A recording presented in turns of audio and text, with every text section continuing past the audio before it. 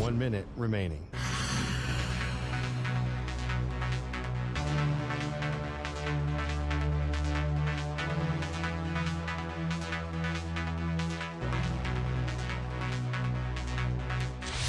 Five seconds remaining.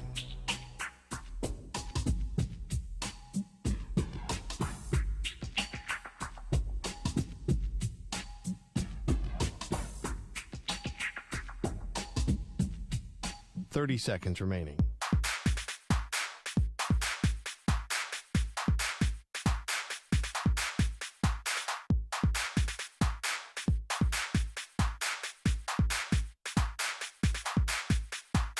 Seconds.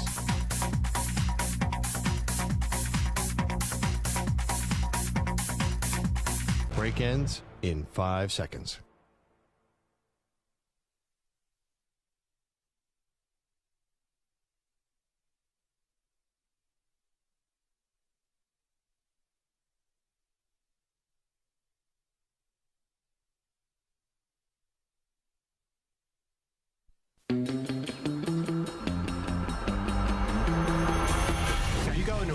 Porta potty, you have about a 1 in 3 chance of it getting turned over and ending up on Instagram. Everyone's never said that. That's my nightmare. Yeah, all of a sudden, it's like, how did Samter get the bubonic plague? Like, I don't know. It hasn't been around since the Middle Ages. We could have a debate about what's worse, but there's nothing worse. The thought of being in a porta potty that turns over. No, my worst fear is dropping the phone. That's gone. Sacrifice it. Let it go. It's gone. No, that is long gone. And I have the kind of thing where I have my credit cards and stuff like on the back of the phone, and my whole life would be gone. I'm not going in. What if it was a wedding ring? No, you got to go in for the ring. No. I have to. Here are Maggie and Perloff. Yes, we tackle the world's largest dilemmas, like would you go into a porta potty to fish out your wedding ring? Welcome to Maggie and Perloff. So glad to have you. It's Wednesday. We are across the country on CBS Sports Radio, our incredible affiliates. We are also streaming live, youtube.com/CBS Sports Radio. That's where you can watch the show. And you're going to want to watch today because Andrew Perloff is paying off one of his debts today. Yeah, so can you explain a little backstory? Because I don't even remember making this bet. Well, you should remember making this bet. It was a hashtag Team Perloff, everyone who was with you, who thought the Eagles were going to win the Super Bowl. And I hate to remind you, diehard Philly fan, what happened? Yeah, the field was slippery, and the Eagles were cheated out of a championship. That's exactly what I recall. Yeah, that was the headline the next day. Eagles cheated out of Super Bowl title. Well, hashtag Team Chiefs won the Super Bowl, and this is also tied to a charitable component, which one of our listeners, Nick in Texas, alerted us to about pies in the face for Emma. So you are taking a pie to the face today, my friend. How do you feel? I feel good. I feel hungry. Yeah, I actually bought the pie, and it's my favorite kind of pie. So, well, yeah, I think it's my favorite kind. Yeah. What kind of pie is it? It's pumpkin pie.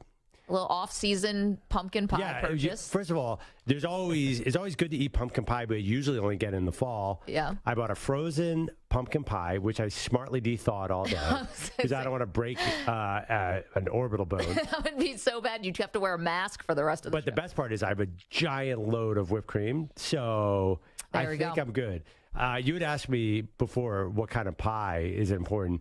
You don't want a crust pie. You don't want an apple pie with a crust on top. Yeah, that's a smart man. Yeah, you could get the splintering of the crust into your eyes. It's a very dangerous situation.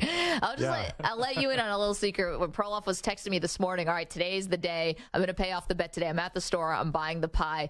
And I said, do you really need a pie? Why don't you just fill a tin with whipped cream? And he wrote back, don't worry, I'm a pro at this. Yeah. Okay, all right. I'll back away. Google do your Perloff thing. And pie to the face. I've worn many pie to the face.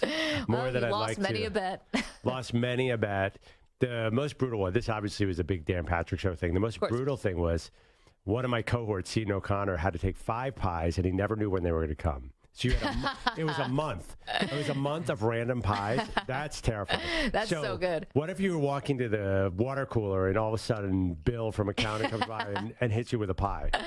Oh, So watch your back, everybody. That could be our new bet. That could be our next bet. Yeah. The unexpected bet payoff is the worst kind of bet payoff. Yeah. Okay. So today, though, expected and happening, and we're going to do it around the 5 o'clock Eastern hour. So you're going to want to be watching youtube.com/CBS Sports Radio. Perloff takes a pie to the face for charity. Okay. So we've got that. We've got more on the table today, including really cryptic, I felt, kind of message, because this time of year, whenever a general manager for an NFL team or president or team owner or anyone starts to coach, starts talking, we have to pay extra attention because it's the offseason now. So teams are trying to shape their rosters for the next year. So here was Dave Ziegler, who is the general manager of the Las Vegas Raiders. He was on the Bussin' with the Boys podcast talking about their future at quarterback. We're in charge of filling the most important position on the team. And so, yeah, there's some pressure that comes along with that. And however we fill it, it doesn't mean we're going to have an immediate answer, this year. You know what I mean? And so, but at the end of the day, we have to have an answer. Right. In some form or fashion. Ooh. Right. Translate that for me, Maggie. Well, okay. Did we think that Aaron Rodgers was going to be a possibility to get traded to Las Vegas? Yeah, definitely. Right. He would constitute an answer for me, right? He would constitute an immediate answer, where Dave Ziegler just said, we might not have an immediate answer. So right. If I'm Aaron Rodgers or if I'm the Green Bay Packers or whatever, how am I supposed to interpret that if I think maybe I could have one of the best quarterbacks in the league coming to my team? Well, he said maybe. It could be a couple things. Yeah. It could be really they're not going to sign Aaron Rodgers. Could be negotiating with the Packers, saying, listen, Keep it close to the vest, right? Yeah, we're not just going to give away the house. Sure. We're not desperate. Or it could be they just don't know what Aaron Rodgers is doing, and he's sort of setting the expectation, right? For Raiders fans are all in on Rodgers. They assume Aaron Rodgers is going to be in a Raiders uniform, just like our friends with the Jets assume they're getting either Lamar Jackson or Aaron Rodgers. Well, Davante Adams stoked the fire there when he was like, Rodgers is going to live in my neighborhood and all that. So maybe this was public relations saying, hey, this might not happen. I didn't read it as we're not in on Rodgers, because that just doesn't make any sense to me. Why would they not be in on Rodgers? Maybe they feel like they don't want to give up the draft capital. I mean, the Raiders have the 7th overall pick this year. But the weird thing is that Dave Ziegler is the same part of the same front office that extended extensions to Darren Waller and Hunter Renfrow, and the same person who brought over Chandler Jones, and the same person who has basically been building the sort of win now team. Yeah. So how many options do you really have at quarterback if it feels like you're all in? Maybe you could be all in, but at a certain point you say, ooh, that didn't work, and then go the opposite way and say the all in failed. Right. But I think your point, do GMs usually get a chance once they go all in to backtrack and be like, actually, sorry, I was wrong. We're not all in. We're going to rebuild and start over the rookie quarterback. Like the current Brooklyn Nets. They went all in. They failed. Now they're going to build around Mikal Bridges and draft picks. Right. So I personally think the best thing for the Raiders to do might be to rebuild. I don't know that Aaron Rodgers turns them into a Super Bowl team. It's tough in the AFC. So maybe that's what he's doing here. Dave Ziegler hasn't been there long. I think he has plenty of rope to work with here. So I don't know. This would be an all-time backtrack. From Dave Ziegler? Yeah. How so? All in last year, not in this year. But Chandler Jones is done. But you paid him like he was going to be a part of, you paid him like he was, had a lot more in the tank. They I don't think they really, if they don't get Rodgers, forget it. There's no way they're winning it. They won 7 games last year. So obviously the all-in failed. I'm not sure exactly what to do. Davante Adams is 30. So I think you could make it. They paid him. Yeah, Traded but they and could then trade him. They could trade him again, maybe. It's so funny. I think you could make a compelling case that there's no reason to try and. If you don't get Aaron Rodgers, forget it. You're not going to the playoffs. I think they could probably convince themselves that a Jimmy Garoppolo can get them to the playoffs. Now, the problem is Jimmy, what's he going to look like by the end of the season? And now you have Jarrett Stidham as the backup, right? So he's proven that maybe he's a capable backup, but, maybe they're going to fool themselves into thinking Garoppolo is the answer.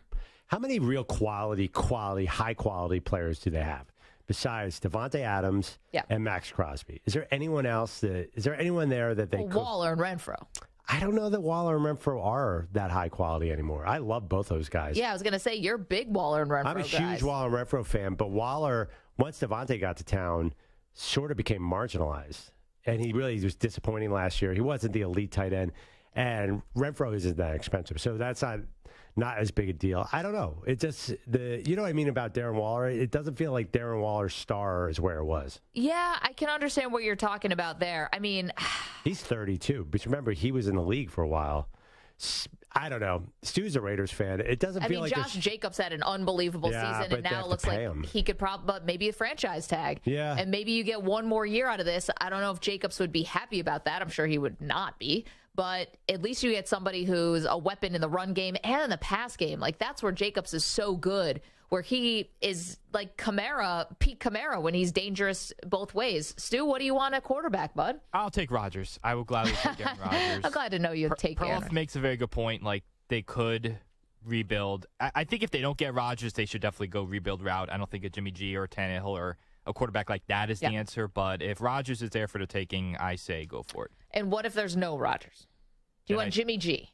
I do not want Jimmy G. So it's either Rodgers or rebuild. Or rebuild. Rebuild starting with a draft pick, right? Yeah. Probably draft a quarterback. Yeah, I'd say draft a quarterback.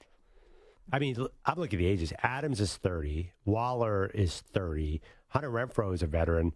Yeah, here's another question. If they do draft a quarterback and don't sign a veteran, Davante Adams is going to force his way out of there. Wouldn't you think? Well, he's already said that he'll stay no matter what. Stu's looking at me sideways. You don't buy it. I don't buy it, no. I think if he doesn't have Aaron Rodgers or a competent quarterback, he's not going to want to be there. It almost seems like it might be a bit of a waste, too. Like, if you really are rebuilding and restarting, you might as well trade Adams and get another. Do you think Adams gets a first-round pick right now? Maybe. He's pretty darn good. Remember that catch he made off that Stidham play at the end where it was 8 yards ahead of him and he dove forward and stretched his arms? He's always like that. Well, the work he does on the sidelines is unbelievable. Like, when you think he's out of bounds and it looks like he got a fraction of a toe in. I mean, he's incredible. And there are so many teams right now that if you were to put what is their number one priority in the offseason, wide receiver would be one of them. I mean, multiple teams need help at the wide receiver position. Like, Adams would have a massive market. Are you kidding me? Yeah. I would want Davante Adams so bad in Philadelphia. If I'm you, I would want him so badly in Buffalo. No, they can't pay Diggs and Adams, but it's a pipe dream. The Eagles have like three significant, two elite level wide receivers to add Davante Adams. Really? Yeah, it's like a little bit down on the list, but I mean, the New England Patriots would probably fall over themselves for Davante Adams. You have the New York Giants would fall all over themselves for Davante Adams. The Dallas Cowboys, ladies and gentlemen, would love Davante Adams. We could keep going with the Bears. I mean, everyone would want him. Yeah. I saw a headline today that the Bills will not trade Stephon Diggs because the cap number was too big. Honestly, that might be one thing, but if you could get Davante Adams, you might trade Stephon Diggs. He's such an upgrade. I'm sorry, I love Diggs, but Davante Adams is probably isn't he the best receiver right now? He's old, so you have a small window. Old. I mean, he's 30. He's not old. I know you think in receiver terms that means ready for the nursing home. Yeah, I mean, he's not Jamar Chase, but he can make anybody look good. Yeah, if I'm the Eagles, I say goodbye to either of those receivers and bring in Davante Adams. 855-212-4CBS, 855-212-4227. The Chargers could use another receiver, although I wouldn't trade him in the division. Okay. Oh, I love it. We've already traded Davante Adams away from the Raiders. Yeah, not to the Chargers. That's not going to happen. Okay, so we want to hear from you about the Raiders. Is it imperative that they solve their quarterback issue this offseason? I mean, you just heard there from Stu, diehard Raider fans. Rodgers or rebuild is what he's saying. If you don't get Aaron Rodgers, tear the whole thing down. Don't try to duct tape this thing up with Jimmy Garoppolo or Ryan Tannehill. Don't try to convince yourself that, you're going to be something you're not. Maybe go with Jarrett Stidham, who played okay at the end. And in that scenario, you're sitting at number 7. You draft a quarterback. But do you, though? Because here's my issue. If you're rebuilding, do you want a shot at the apple? Do you want a shot at the apple next year? And say you draft tank for Caleb Williams. Say you end up with what if you draft a quarterback and then you win 3 games and you're sitting there with number 1? So maybe you go really bad and just go Stidham. I actually, when Ziegler said that, I said, oh, maybe he's going Stidham, not drafting a guy, and secretly wants to get in on the big names for next year's draft. It's possible. Does he have enough time to do that? He's kind of new there. I mean, because you watch the process all those years in Philly. Everyone's got to be on board. Ownership, front office, everyone has to be on board. Then you have to hope that the commissioner of the league doesn't come in and screw it all up. But everyone has to be on the same page if you're going to try to tank in that way. Yeah, I mean, well, listen, if You they come can't in, tell Mark Davis, be like, hey, we're going to be a playoff team, wink, wink, but we're actually going to win 2 games. but if they show up at camp day one and Jarrett Stidham is the starter with no rookie there, that's pretty much Telling you without telling that's you. waving the white flag. Well, if you trade Adams, for sure. 855-212-4CBS. If you're a diehard Raider fan, we know we're on in Las Vegas. We know we have a lot of Raider fans listening. You hear that from the general manager. It's basically, listen, we need somebody, but we don't need the guy right now. We might not. I don't know how I'd feel about that. That's not what I'm being sold. Also, Perloff is taking a pie in the face today. Nolan is in Indianapolis. Wants to talk about pies in the face. Hi, Nolan. How are you? I'm good. How are you guys doing? We're doing well. What do you have on pies in the face? Well, I wanted to say it's a really cool thing, like anytime you guys do like a charitable thing. And I wanted to give props to Perloff. Like, I really respect when a guy doesn't take himself too seriously. Like, you're willing to do something silly if it's going to generate something for a good cause. So I wanted to show a sign of respect for that. Thanks, buddy. I appreciate that. But I did have a question. In the chat, we were kind of talking about it. You said you were like a pro at this. Yeah. And when you said you got like a big load of cream, I see where you're going. that gives some veracity to your claim, like you do know what you're doing. But in the chat, there's some conversation that we don't really think your favorite pie is pumpkin pie. We think we all see where you're going cream here. pie. Yeah, no, and you're funny, dude. Yeah. I was trying to tell you guys exactly where he's going. Sorry, I was looking in the chat. I wasn't. I was half paying attention there. I was just only in the chat, and I couldn't see anything. Yeah, and even when I said the thing, I've taken many pies to the face, I realized I was leading myself straight to a dirty joke. Yeah, sorry about that. Yeah, for Nolan to slowly pay it off while the guys on the other side of the glass were half asleep, ignoring my calls and to cut I'm him off. looking in the chat. I'm sorry. You got it. They cut it off. No, nothing went out. Except on the YouTube stream. That's okay.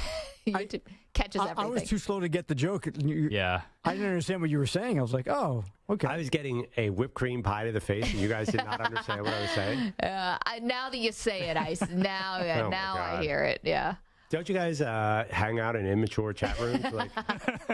Like the one that's on our YouTube channel? Yeah. Usually everyone keeps it pretty clean. Actually, I knew probably 4 words in that. I really respect when you are doing something for charity. Like, okay, here we go. That was so That was obvious. the setup. All right. That was coming at us slowly, like the Titanic, from 100 miles away. Still sunk us. 855-212-4CBS, 855-212-4227. All right. Well, that is going to happen later. Jokes or no jokes, because Perloff's paying off a bet today.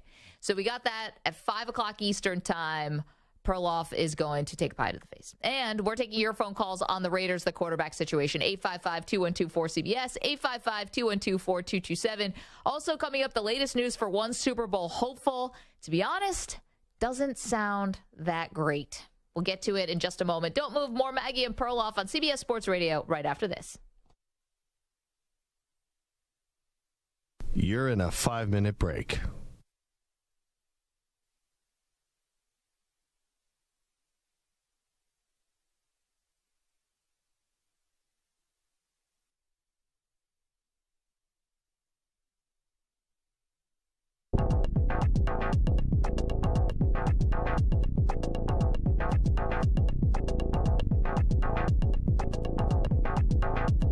Four minutes, 30 seconds remaining.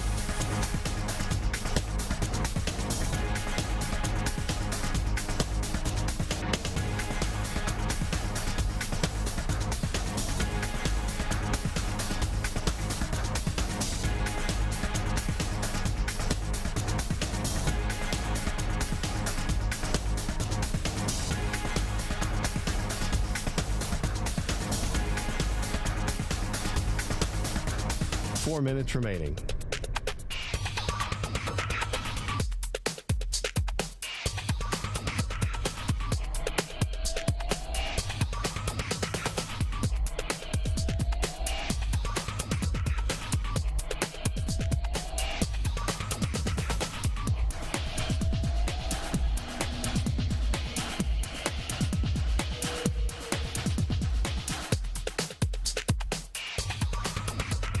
Three minutes, 30 seconds remaining.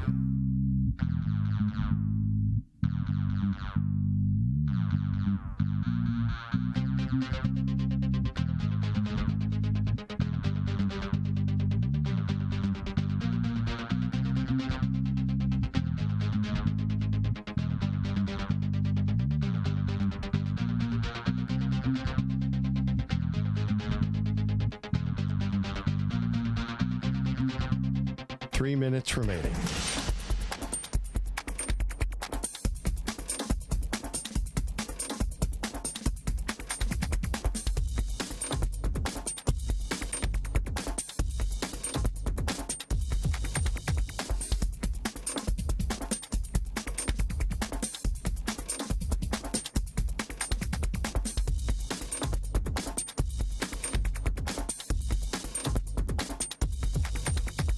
Two minutes, 30 seconds remaining.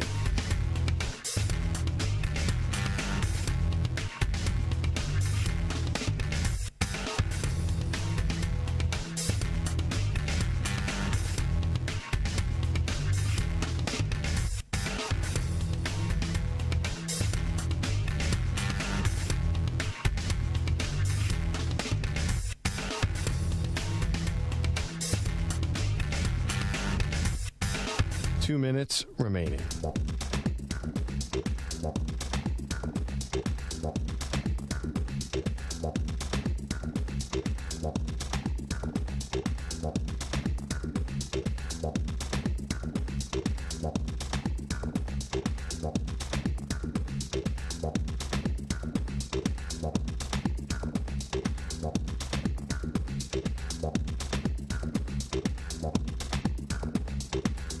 One minute, 30 seconds remaining.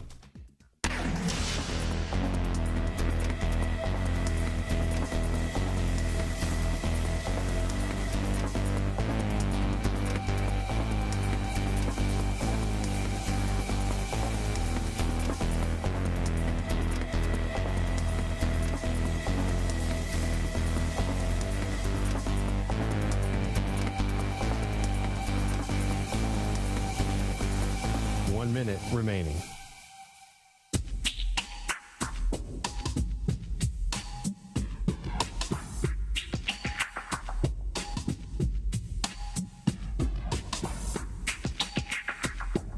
Forty-five seconds remaining.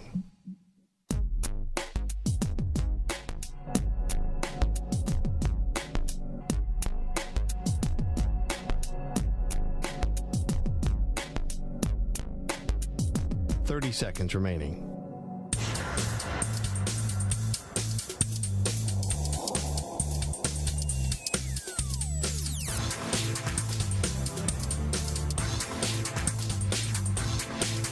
Fifteen seconds.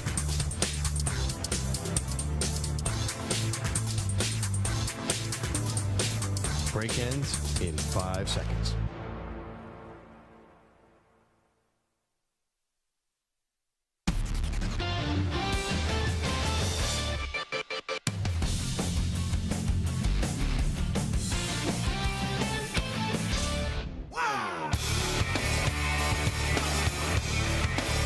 We're back on Maggie and Perloff.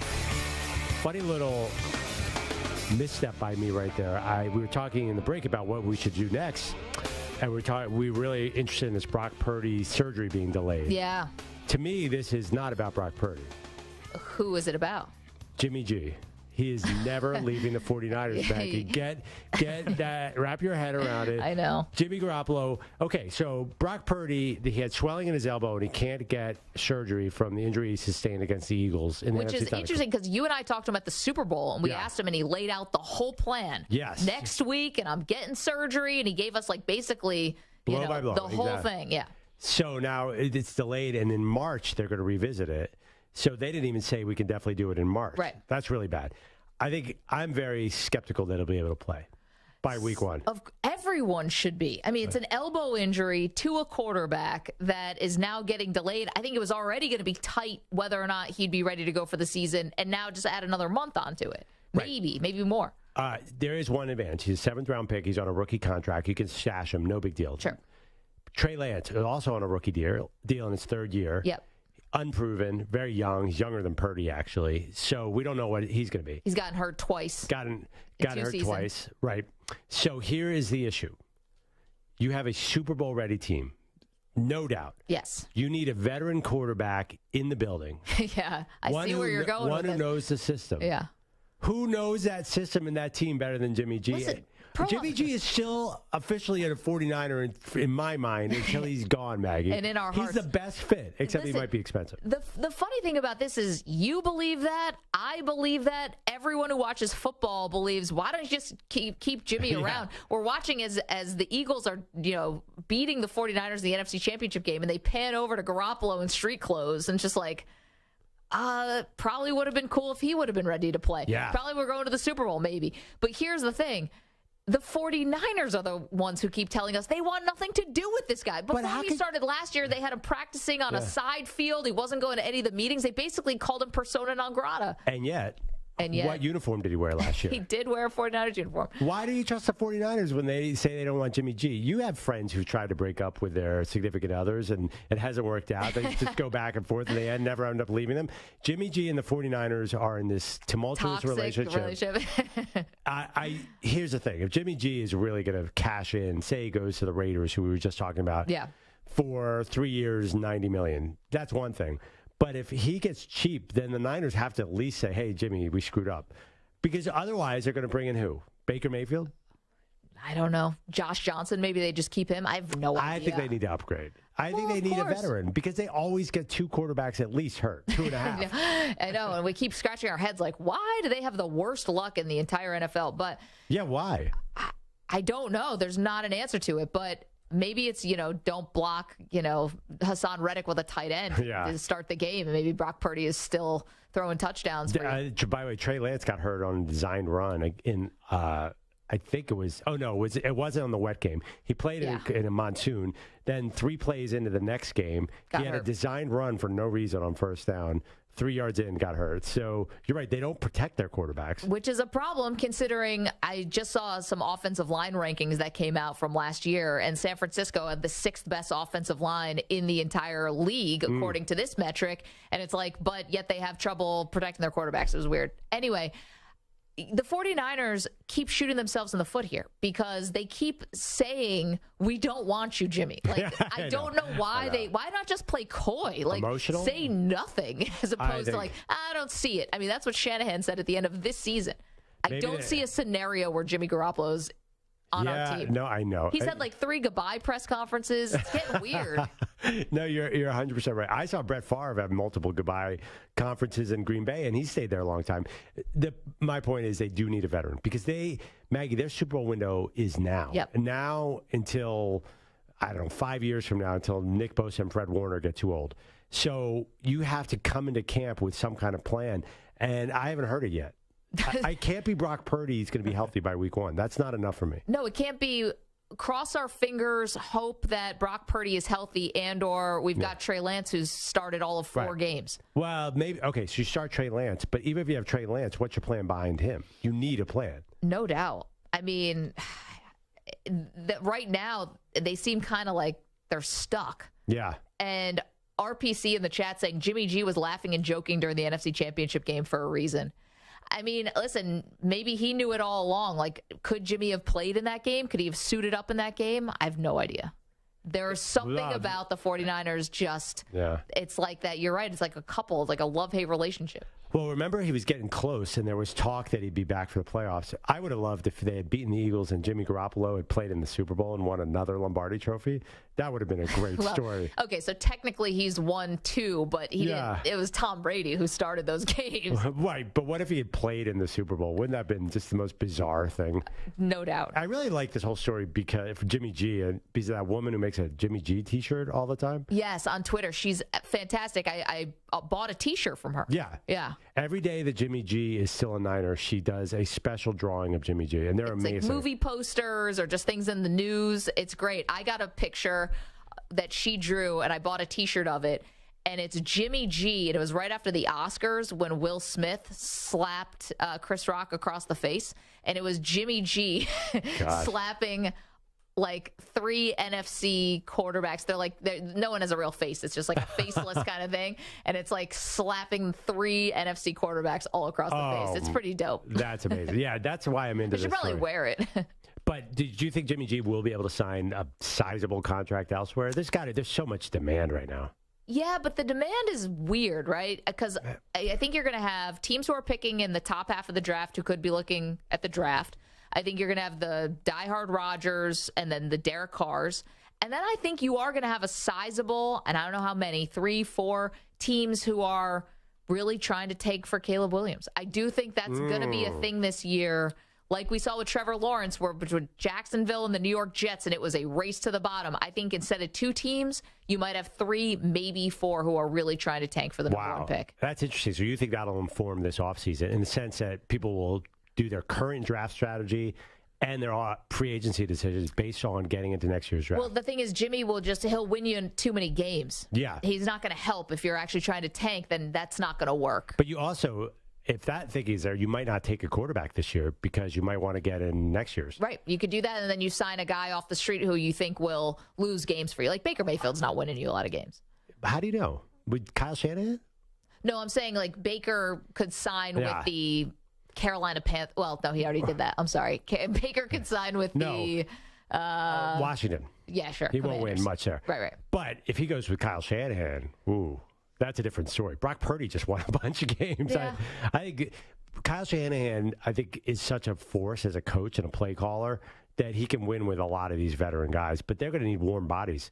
Yeah, this is so interesting to me. It's not just Caleb Williams, too, but you have Drake May. Then you have a lot of the COVID guys who are, they're 6, Jaden Daniels at LSU. There's so many guys. Yep. But do we do this every year, Maggie? Next year's draft. I seem to recall last year we said we did it for this year, but that's just because last year's draft was particularly light on QBs. 1 first rounder. But this year is not great for wide receivers. This year's not great. No, this year's not great to me either. And we're kind of talking about it like it's great, but I don't see it. No, the best player is 5'9", Bryce Young. Yeah, and 180 pounds. And I'm not drafting him if I'm a GM. Yeah, and then there's, I guess, C.J. Stroud, and then there's the 2 big guys who had terrible completion percentages in college, Anthony Richardson and Will Levis. Nothing ideal, nothing like Andrew Luck. There's no Andrew Luck here. Nothing's jumping out at you. I mean, listen, Bryce Young has got all the accolades in the world for a reason, but if I'm a GM, I cannot trust that I'm going to be able to keep him healthy. Like I can't trust I'm going to keep a 250-pound quarterback healthy, let alone a 185-pound quarterback. 100%. That's why I circle back to Jimmy G making a lot of money, because I think it's an imperfect draft. There's a lot of teams that need a quarterback. No kidding. So Jimmy G, and also the fan base, I don't know, get in the female demographic for Jimmy G. For Jimmy G. I mean, if you're counting on that, you might need another strategy to sell tickets. I don't know. 855-212-4CBS. It'd be funny if they're like, the whole team's going to wear a helmet except for Jimmy. Jimmy doesn't get to wear a helmet. I don't know if the concussion protocol allows might that not allow particular move. It's all right. Just don't want anything bad to happen to his face. Let's go to Bob, who's in Myrtle Beach, South Carolina. Has got an idea for the Raiders. Hey, Bob, how are you? How you doing, guys? We're doing great. Well, you hear all this quarterback talk, and who are the quarterbacks are talking about? Carr. They're talking about Rodgers. There's a name that I'm surprised I didn't hear. Nobody really wanted him. What about Jameis Winston? Man, I tried last year. I was like, man, I think Jameis is going to be good for the Saints. That's going to be like my sneaky pick here to, sneaky storyline. And Bob, I got burned. I mean, he couldn't unseat Andy Dalton once he got healthy. I think you were burned by the coaching staff more than Jameis. I think they're bad too. I was wondering, Jameis. Hey, how about the Niners with Jameis? How about the Raiders? He's saying Raiders. I think Jameis is more interesting to me than Baker Mayfield. Isn't there more upside? Oh, definitely. He's got a better arm. I mean, yeah, he had that gigantic 5,000-yard season with 30 picks. That was 2019, though. I mean, it was a while ago. Okay. I don't know why. I'm kind of into Jameis, too. I think that's a good call. Jameis completed 73 passes last year. 4 touchdowns, 5 interceptions. Yeah, he wasn't good last year. Oh. I don't know, Bob. We're not sure how much Jameis has left, But also, thank you for the call. He does feel like a Raider. Jameis Winston. Does he? Tall, big quarterback. Well, Al Davis loves the guys who throw the ball a mile downfield, and Jameis has as big an arm as anyone. Where it's going, that's anybody's guess. Is it into the front row? Stu, what would you think about Jameis Winston suiting up for the silver and black? I mean, they could do worse, I guess. I don't know. I'm not thrilled about that. That's a ringing endorsement. You might as well just have Stidham.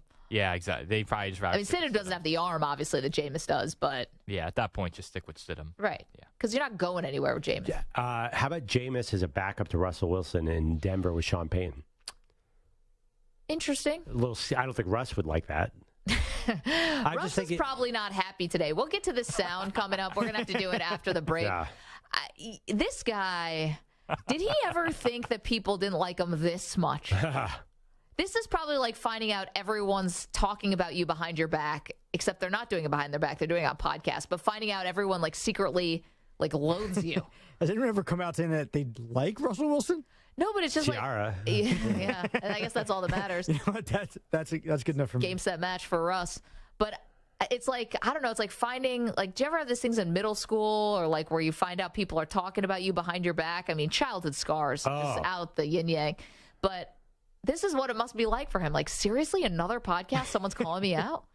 I mean, he puts on himself with those creepy Subway commercials. I know, but he's getting paid for all that stuff. Okay, we'll play the sound for you next. We'll let Rich Ackerman do actual journalism, and then we'll talk about this ridiculousness. And can we play the Subway sound again, too? It's been several months, and I just enjoy it so much. It's true. If you give a couple minutes, you can find that.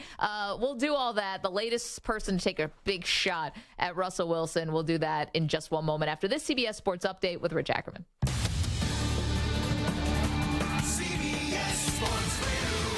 Sports Flash. Well, Taylor Lewan is leaving Nashville after 9 seasons. The veteran tackle was released after playing just 2 games last year.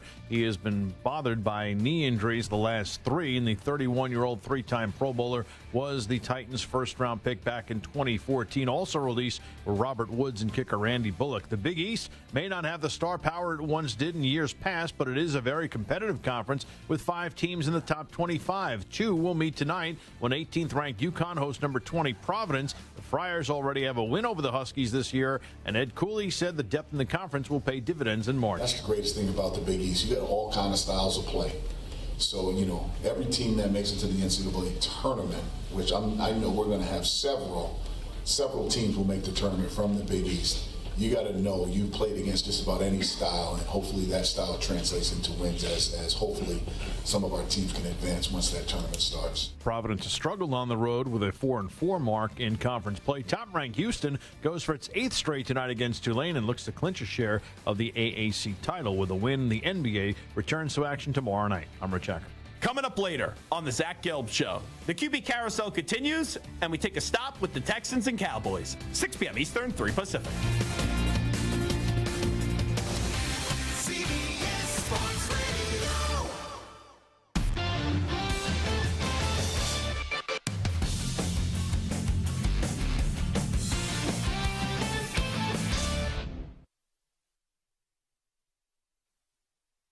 You're in a 5-minute break.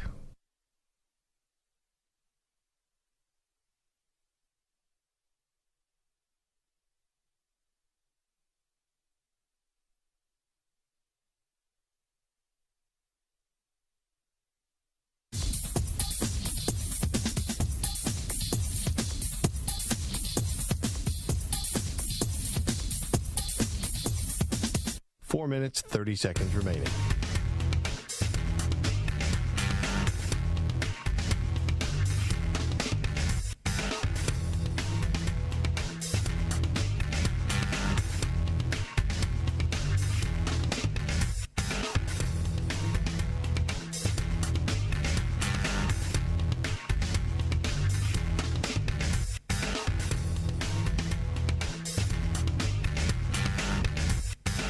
Four minutes remaining.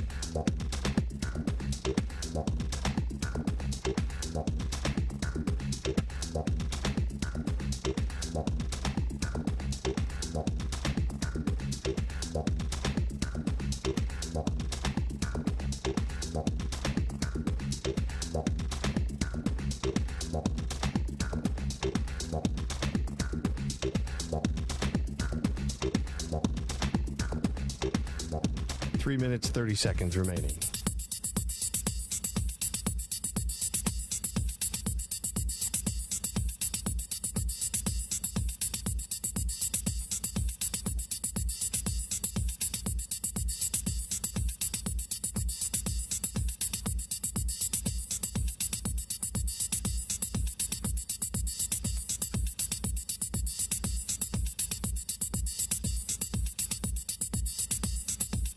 3 minutes remaining.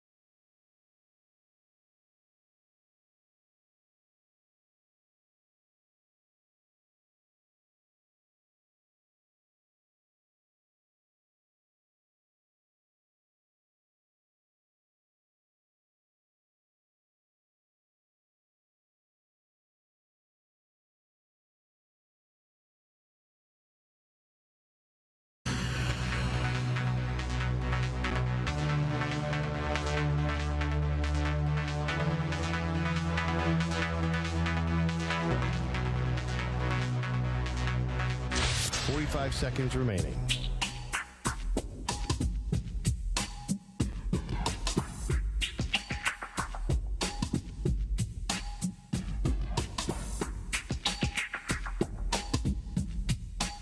Seconds remaining.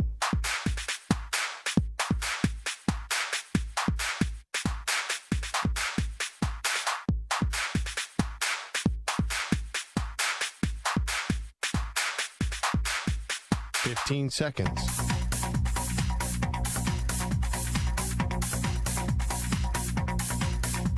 Break ends in 5 seconds.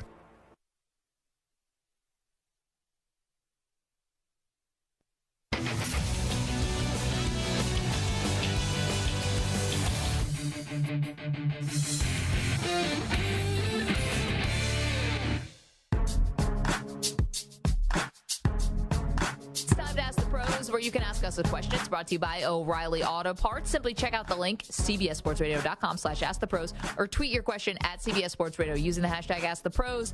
Be listening later in the show. We might answer your question. Think O'Reilly Auto Parts for all your car care needs. Get guaranteed low prices and excellent customer service from the professional parts people at O'Reilly Auto Parts. Big day today. Perloff's taking a pie to the face. Paying off a bet. Doing it for a good cause, and also because his Eagles lost the Super Bowl. So we have to talk about timing here. Yeah. Is it going to be 5 o'clock Eastern hour? Yes. Because I would like it to be toward the end of the show so I don't have, like, flies buzzing around my head for the last several segments. I'm sorry, but we cannot accommodate that request today. We can accommodate anything. I'm looking at the rundown. I don't understand. It's clearly in the 5 o'clock hour, we need to make sure the studio is nice and tidy for Zach, who comes on after us. And also we're trying to make sure that Rich Ackerman doesn't have pieces of pumpkin pie on his seat. Well, I'm scared of Rich Ackerman. I do not want to do it from the resident germaphobe. He's not going to like this at all. Well, that's why we're not going to tell him. So everybody, shh, don't tell Ackerman. But I do like that there's all this plastic around. We're going to lay down the plastic like Lethal Weapon 2. Yeah. It's going to be look like a crime scene. I was going to say, it reminds me of American Psycho when we do this. Yeah. It's like, here comes Patrick Bateman. Anyway, we got to get to Tariq Woolen. What kind of pie in the face is this going to be? Am I going to end up? It's a pie of razor blades. So you're going to put the pie in my face, right? I mean, you can pick who you want. Well, there's a lot of capable. I mean, I told you the other day I've been working out a lot. Yeah, I'm trying to think of who's the least angry at me with the pie. Nobody's angry at you. Well, I feel Ackerman like will be if you get who's pumpkin ever pie. been. Yeah, Ackerman definitely. Stu, I feel like Stu's a front runner. No, Stu loves everybody. Yeah, that's my point. Stu will gently caress the pie into my face. He'll lay it down like a newborn baby. Yeah, no, you like content too much. You were going to let me have it. I am very well aware of that. Listen, the time I got a pie in the face, the person like really hauled off and got me. Who was it? Jake Marisnik, the former, and then he turned out to be an outfielder, utility outfielder for my Mets, which kind of was a little bit weird. Wait, when was this? Back in the SI days, they did a funny thing where he did pies in the face to everyone in the office. And he came up, and I knew it was going to happen. And he pied me in the face. It was like a Major League Baseball player, so definitely got the pie in the face. Just in the office? And did anybody lay down any plastic? No. And I forgot we were doing it that day, so I didn't bring a change of clothes. So I just was at the dairy was just rotting on my shirt for a while. And I was like, I got to go home. That is terrible. I know. Kate Bach, the supermodel from Sports Illustrated swimsuit, who's now married to Kevin Love, she also got a pie in the face from Jake Marisnik. And everyone's like, dude, be careful. Like, her face is her life. Yes. I mean, especially if it was a hot pie, that would be really... No, it wasn't. A hot pie, jeez. Yeah. Larry, first of all, this whole thing, it's going towards areas of jokes we don't want to do. So let's... I'm just recounting what happened. There's nothing nefarious going on. I think, Perloff, I think you probably want me to give you the pie to the face because I'm so short, I won't be able to reach. That's true. It'd be like, well, yeah, but it'd be like an uppercut. I was actually thinking of the trajectory of the pie. I don't want to up my nose too much. The shin. Little Mac from Mike Tyson's Punch-Out. Yeah, I mean, Tyson wants a tall... If you haven't done that, like, as Halloween costumes, then you are missing the mark. What, Mike Tyson? You could have been Little Mac all these years. That would have been great with the little... I could have gotten, like, a little pink... yeah, sorry, the video game, yes. Show up on a bike, yeah, going down the West Side Highway. That could have been you.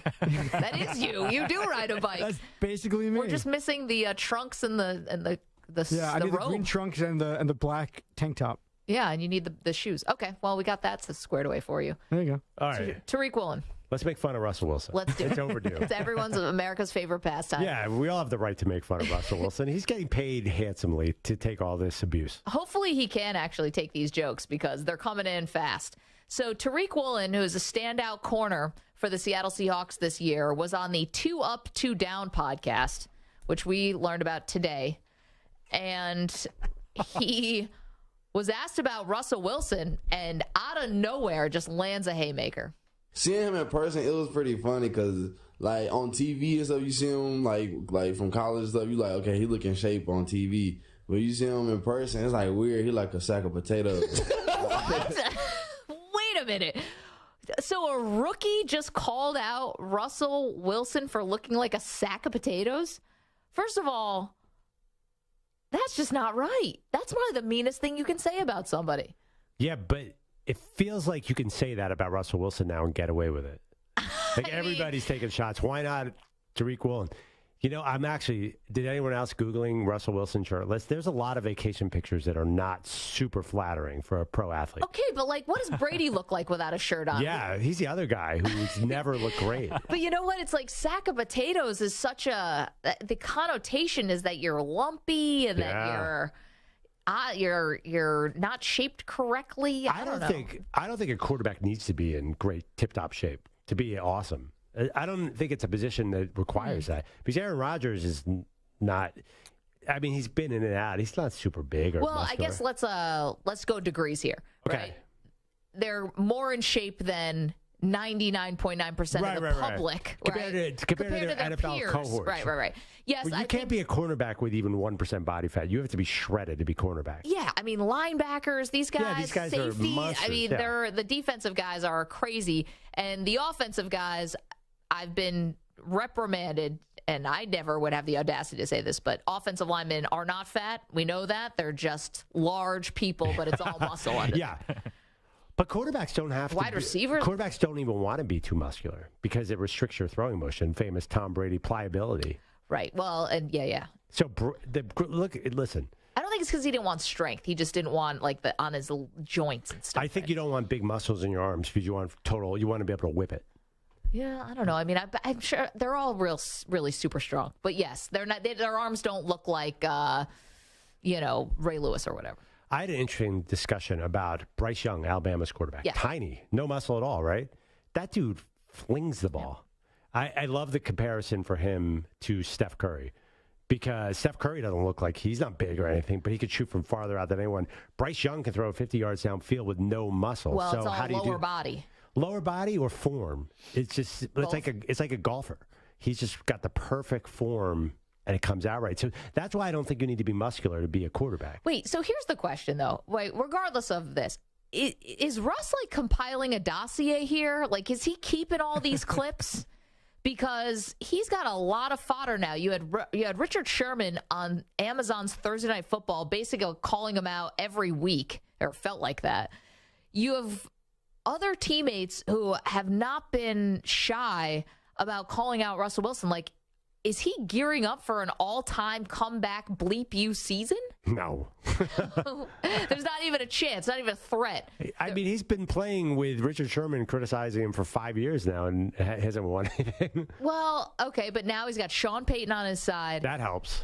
You do have a good roster in Denver. Yep. If everyone's healthy. And I don't know, maybe there's like a Russ revenge tour that happens. I feel like I'm kind of rooting for it now because it's one thing when like Richard Sherman piles on, we get it. Everyone's still really sour about, Malcolm Butler at the goal line and it stole a Super Bowl. Would have been 2 Super Bowls for the Seahawks. Instead, it's just 1. I'm sure that's impossible to get over. But now you got rookies who are coming after him. Like Tariq Woolen was in high school when the Malcolm Butler at the goal line happened. Weird. He like a sack of potatoes. He doesn't have the agency. He hasn't been through the wars. He can't say this about Russell Wilson. Sherman's got skin in the game here. Like, he was a teammate. They did the whole retreat in Hawaii, and they tried to salvage everything, and they came down from the mountain. He used, it makes it so much worse. It's one thing to insult a guy's body type or whatever, but sack of potatoes is as low as you can go. Dude, he like a sack of potatoes. Everybody on the Broncos should be taking this personally, right? No. You got to back up your guy. You can't be letting rookies who are, coming out of the woodwork feeling they can say anything without consequences, right? I mean, wasn't there reports last year that the Broncos locker room is already divided and people already hate Russell Wilson? Yeah. They're ignoring him in the huddle. Yeah, forgot about that. Well, I don't think the Broncos are coming to his defense right now. How about this? Maybe everyone else in the Broncos might need to just get over it. If you're that upset that the guy got paid, well, every quarterback gets paid. Number 2, you're upset because what? He's got an office? Come on. Get over yourself. 2 parking spots? Who cares? Yeah, this is why they can't bring in Jameis Winston. We mentioned his name earlier. He's liked by everybody. So, like, you bring in Jameis, the entire locker room is just going to be like, get Russ out of here. Man. Yeah, I mean, listen, how long has Richard Sherman been coming after Russ? Probably, since Malcolm Butler at the goal line. 7 or 8 years, hard. Yeah. I feel like this is, a Seahawks cornerback, obviously, who told him to say this? Right, this is Richard Sherman propaganda. Okay, but you're a rookie in this game. Like, you can't be executing the marching orders from Richard Sherman. Who even hosts this podcast, by the way? He's 2 definitely. Up, 2 down? Who is this podcast? DK Metcalf and Tyler Lockett? No. I'm sorry. Do we know who the hosts are of 2 Up, 2 Down? We're efforting that. Yeah, I feel like Russell Wilson's totally oblivious to this stuff. I mean, he might hear it, but he never changes his behavior. He seems like he's always Russ. I mean, he's above it. Good for him. Be careful, though. Oh, man. He's got much. Oh, no. Also, the other thing, too, is he's got much more serious things going on. Like, he's got to play better, right? Well, yes. I mean, I think everyone's hoping that he plays better. Yeah. Sean Payton wouldn't take the job if he didn't think he still had a little in the tank. Yeah, no, I think he does. I think he's going to be fine. But he is so probably panicked about how bad he was last year. I don't. You keep telling me how great he played at the end of the season, and we were all overreacting. He had different games where he was on fire. Yeah, he's got potential, but he only ended up with 16 touchdowns.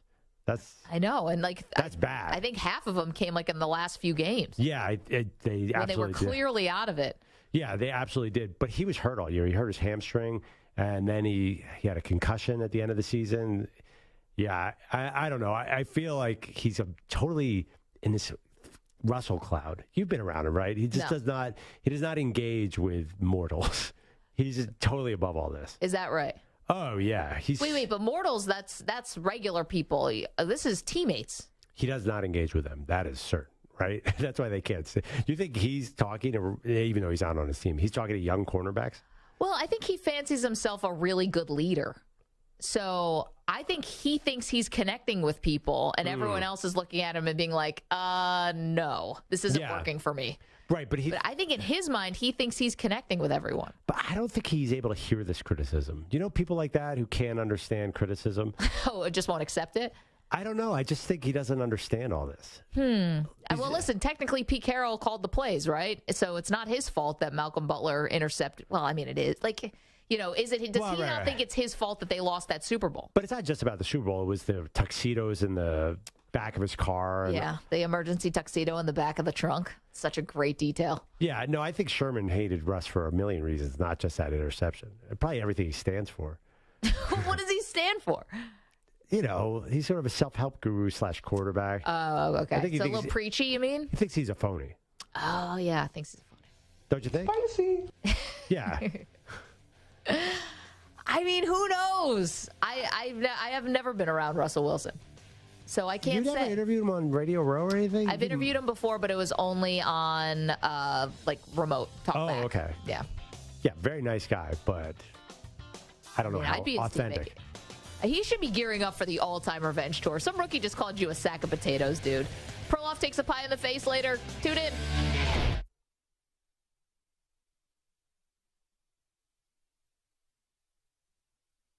You're in a 5-minute break.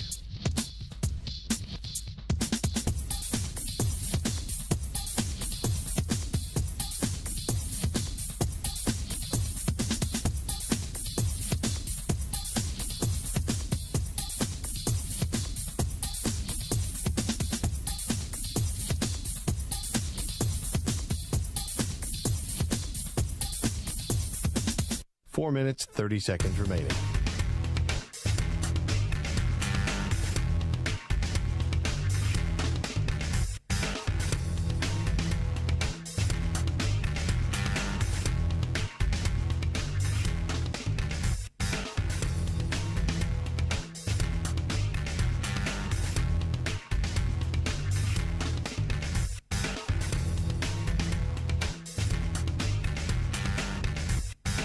Four minutes remaining.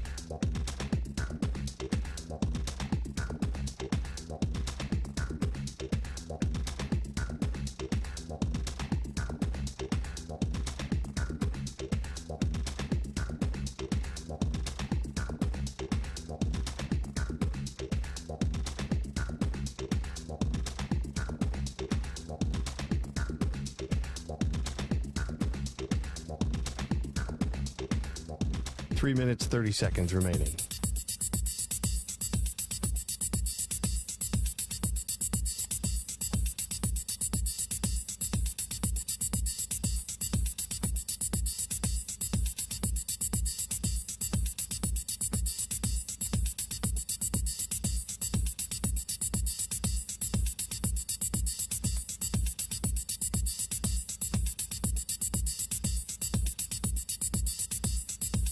Three minutes remaining.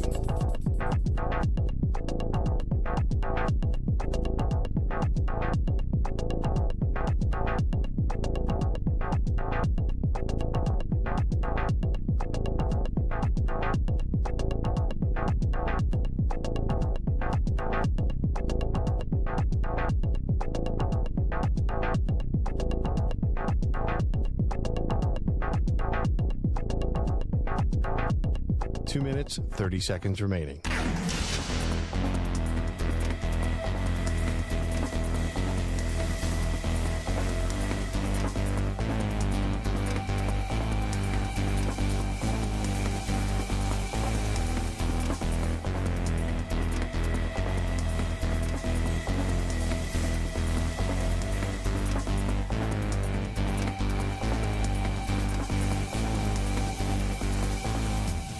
Two minutes remaining.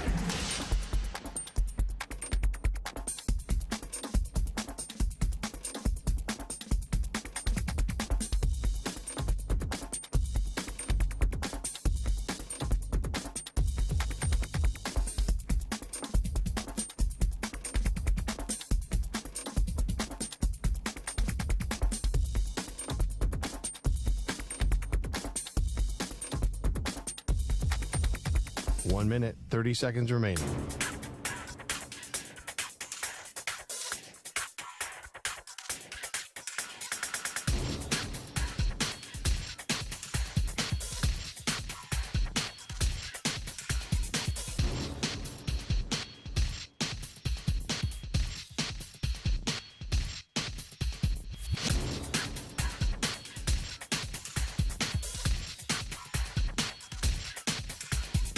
1 minute remaining.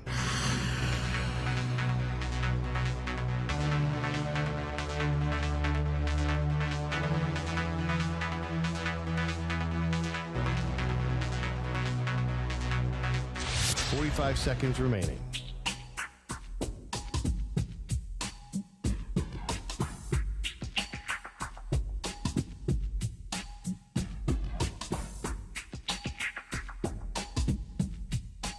Seconds remaining.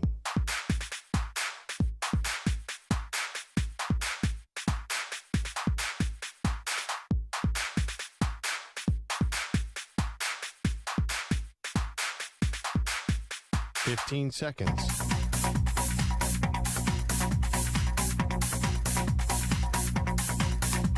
Break ends in 5 seconds.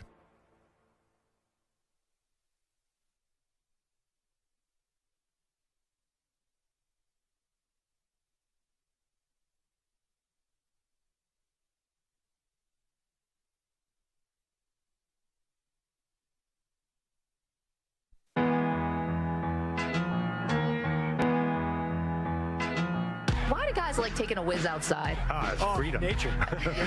Freedom. Yeah. You live in New York City. Nature what? Bathrooms are gross, but now the rest of us have to be around your outside wee-wee. I have to be honest. I've always wanted to live in the suburbs, just to have a backyard. Just to pee in? Yeah, that's great to pee near your own house. That's always great. That must be a freedom that I can't even imagine. If you had the same equipment as us, Maggie, wouldn't you be tempted to go outside in the wind and just let it all go? Because when I was in high school, we used to go to parties in the woods. So I have peed outside before. It's an art form. I can do this now. I'm like a Green Beret at this. Are you crazy? But not reveling in it. If there had been a bathroom, I would have gladly gone to that. Peeing in the woods was the last resort. And I think it's more fun for us. It's definitely more fun for you. Here are Maggie and Perloff. So glad to have you on this Wednesday. It is the Maggie and Perloff Show. We are live on CBS Sports Radio coast to coast. We are also streaming youtube.com/CBS Sports Radio. You're going to want to be watching the show today because Perloff's paying off a bet. He's going to take a pie to the face in about 1 hour from now. And you picked your own poison here because you picked out your own pie. I'm, first of all, very hungry this time of day, and I have a pumpkin pie sitting here. Pristine. I have a question for you. I have a bottle of whipped cream. Yeah. Are you a whipped cream fan? Who isn't? I mean, yeah. So we can eat. Coursing through we only need half the bottle. We can all share the rest of whipped cream. Are you allowed to eat straight whipped cream once you're past 12 years old? I don't know. Also, is that something you pass around in an office? Yeah, why not? We all gonna go take it right to the dome? I'm going to pass on that. I know Samperson. There's no doubt. He wanted to eat the pie off the ground. I know. He said he would eat the pie as it fell to the ground. I've never. So you're a big pie fan, Mike? Pumpkin pie especially, but yes, any kind of not even like a fruit pie, like apple pie, blueberry pie, not for me, but like key lime pie, Boston cream pie, pumpkin pie, sweet potato pie. Love those. You know key lime's a fruit, right? No, but like creamy pies, like those kinds of pies I like. There's no way I would waste a key lime pie on an exercise like this. No, those are amazing. Key lime's too incredible. Oh, when it's a frozen, super cold key lime pie. Oh, yeah. If you go to a place that specializes in key lime pie, I'm also a cheesecake fan, but that's way too dense for these purposes. I could suffocate myself with cheesecake. You'd be like picking it out of your nose for an hour. Wait, Maggie, cheesecake or key lime pie? Key lime pie all day. Is that your number one pie? My number one pie. Had it at my wedding. Love key lime pie. Gosh, this is a tough decision. Because I love cheesecake. Yeah, well, that's really good too. I mean, do we have to pick just one? You go in Mount Rushmore here? You want to really sports talk radio this thing up? Yeah. Mount Rushmore pies? First of all, we're going to have to buy a second pie to eat this if we keep talking about this. I know. We're going to bring back Tasty Thursday on a Wednesday. Cheesecake's not a pie, though. Technically, it's cake. Right. It's right there in the name. Wow. But Samper obviously chooses pumpkin. I think I'm going to go, is it apple crisp a pie? Sure. I'm still going. Apple crisp is a pie like a... apple fritter is a donut. You know, that's an old school one you're bringing back. I think what we got to do is, yes, we've got to pie you in the face, but we should have had an extra pie ready to go. I'm going to be honest. I've never eaten a pumpkin pie outside of the month of November. Wow. Yeah, I'm not sure. I don't buy those for fun. That's a Thanksgiving thing. I don't know that I have either. I don't know where that would be presented because it's not on a restaurant menu. Are you sure that this pie wasn't left over from Thanksgiving? It was Sara Lee frozen pumpkin pie. Oh, yeah. No, that thing was made in 1928. It's just sitting there. Things were. I hope could it probably de-thawed. survive a nuclear bomb. I'm still surprised. I mean, like, Maggie, I know your sweets taste is very, cinnamon donuts and apple fritters, but key lime pie being your number one go-to, like. Yeah. I get it. I'm a big fan. I like key lime pie, but I can only have a key lime pie in special circumstances where I'm really craving it. Otherwise, nope, numero uno for me. Wow. My favorites, two favorite places to have it: Joe Stone Crab, famous place in Miami, amazing, is amazing, and then also the Dinosaur Barbecue, started in Syracuse, New York, but now they've got locations all over. The key lime pie is excellent. Sounds amazing. All right, let's see this Sara Lee. Does it defrosted? No, that's what It still feels pretty cold. You have an hour. It's been out for 6 hours. This is heavy, by the way. Uh-oh. You're taking like a 2-pound pie to the face. Oh, boy. Oh, God. Okay. Well, might have been a mistake. Can I wear a helmet? I think you probably should. Is there a concussion protocol after this? Perloff's going to be down for 3 days after this. And put you in a dark room. You're not going to be able to watch TV or look at your phone. Oh, we should not be making fun of the concussion protocol. Just saying, as of the symptoms. Okay. Well, I mean, maybe if he starts taking judo, he'll learn not to get a concussion afterwards. That's a good point. That's a good point. That's what Tua was doing. Maybe I should delay the pie taking thing until I get a judo lesson and learn how to. I'm sorry. The committee is met, and today's your day. When a spherical object is headed your way, this is how you. I don't know. Duck. You're telling me this doesn't look amazing, though? I know it's Sara Lee. Oh, anyway. Yeah, no, it looks great. It's heavy, though. Yeah, I'm sure how it looks on the front of the box is exactly how it looks when you open it. Yeah, everyone knows that. It's like McDonald's. Those commercials exactly what you're eating. I know. Okay, we have to get to this because simply can't be ignored. We love Diana Rossini. Love her. Perloff and I just saw her at the Super Bowl. How long did we talk to her for? 25 minutes? Oh, my gosh. She's one of the world's biggest Maggie Gray fans. Well, the feeling's mutual. I mean, it's she's a two-way really street. funny. She's great, and her reporting is impeccable. Yep. It's excellent. She doesn't speculate. She doesn't talk. She doesn't fill in gaps. You're getting exactly what she's hearing from the source, okay? We know this about her for a fact. Here is what she said. The Jets said to Derek Carr as he was visiting the facility and visiting New Jersey this past weekend. They were pretty clear with him. They told him he's a great quarterback. They ran through top to bottom of why Derek Carr can step in here and take this team not just to the playoffs, but to the Super Bowl. And they made it really personal, too. They said, we believe if you come to New York and win, you could be a first ballot Hall of Famer. And we laughed, and we laughed, and we laughed. I mean, my first reaction to that was just, I couldn't stifle it. I was like, I did a spit take. Because of Derek Carr or because of the Jets? No, because the idea that Derek Carr is a first ballot Hall of Famer. But even if he wins a Super Bowl, the idea that he's I'm sorry, and I'm not even trying to hit Derek Carr with a stray here. He's a good to great quarterback who I think the Jets, I'm advocating for them, saying don't wait for Rodgers, go for Carr. Derek Carr, first ballot Hall of Famer, that does not compute in my mind. But does it compute him leading the Jets to a Super Bowl? Also doesn't compute. If he completes that Herculean task, I'm voting for him. I think we're all voting for him with the first ballot. I don't think the Jets presented it that way, but that is an incredible feat. Get the Jets. First ballot Hall of Fame. Yeah. First ballot Hall. It's kind of like Geno Smith winning Comeback Player of the Year. It's like, what did he come back from? Just from being Geno Smith. That's what he came back from, and he looks like he's a good quarterback. If you're the person who finally gets the Jets, the Lions, the Browns, do you just automatically get in because you're the guy? But I have news for you, Maggie, because you never believe quarterbacks. You thought Matthew Stafford was likely not a Hall of Famer. I do not see Matthew Stafford as a Hall of Famer. No. Let me just read some numbers to you about Derek Carr. Derek Carr is 31 years old. Yeah. He sits at 32nd on the all-time yardage list already. You know who he's about to pass in the first game of next season? We have a signed football of him right behind you. The one and only? Jim Kelly's 31. Thank you, Sully. So Derek Carr is going to move up to top 10 easily in passing yards. Yep. He already has 4 Pro Bowls. How long is he going to be a top 10 in passing yards? 5 minutes? 8. No, the list is, there's not a lot of active guys that are this high up. Ryan Tannehill's on there, also a second ballot Hall of Famer. He might have to wait a little bit. Ryan, I'm sorry. There aren't a lot of guys. Jared Goff comes in at 74. No, so he's going to have big numbers, and he's going to have a lot of Pro Bowls. So he's going in the Hall of Fame. And what do those numbers actually mean? Because some numbers are great, but some numbers are just numbers. He's not won a playoff game. You combine that with a Super Bowl, especially in New York. Right. I do think, fair or not, the New York Super Bowl thing helps you get in the Hall of Fame. Well, I think Eli's going to get in. Had 2, though. Yeah, but it's going to be first ballot because it was New York. If it was somewhere else, Jim Plunkett had 2 as a Raider, and he didn't get talk about the Pro Bowlers, like, who's he going to get into the Pro Bowl over? Josh Allen, Joe Burrow, Patrick Mahomes, Justin Herbert. Well, he's leading the Jets Trevor to the Lawrence.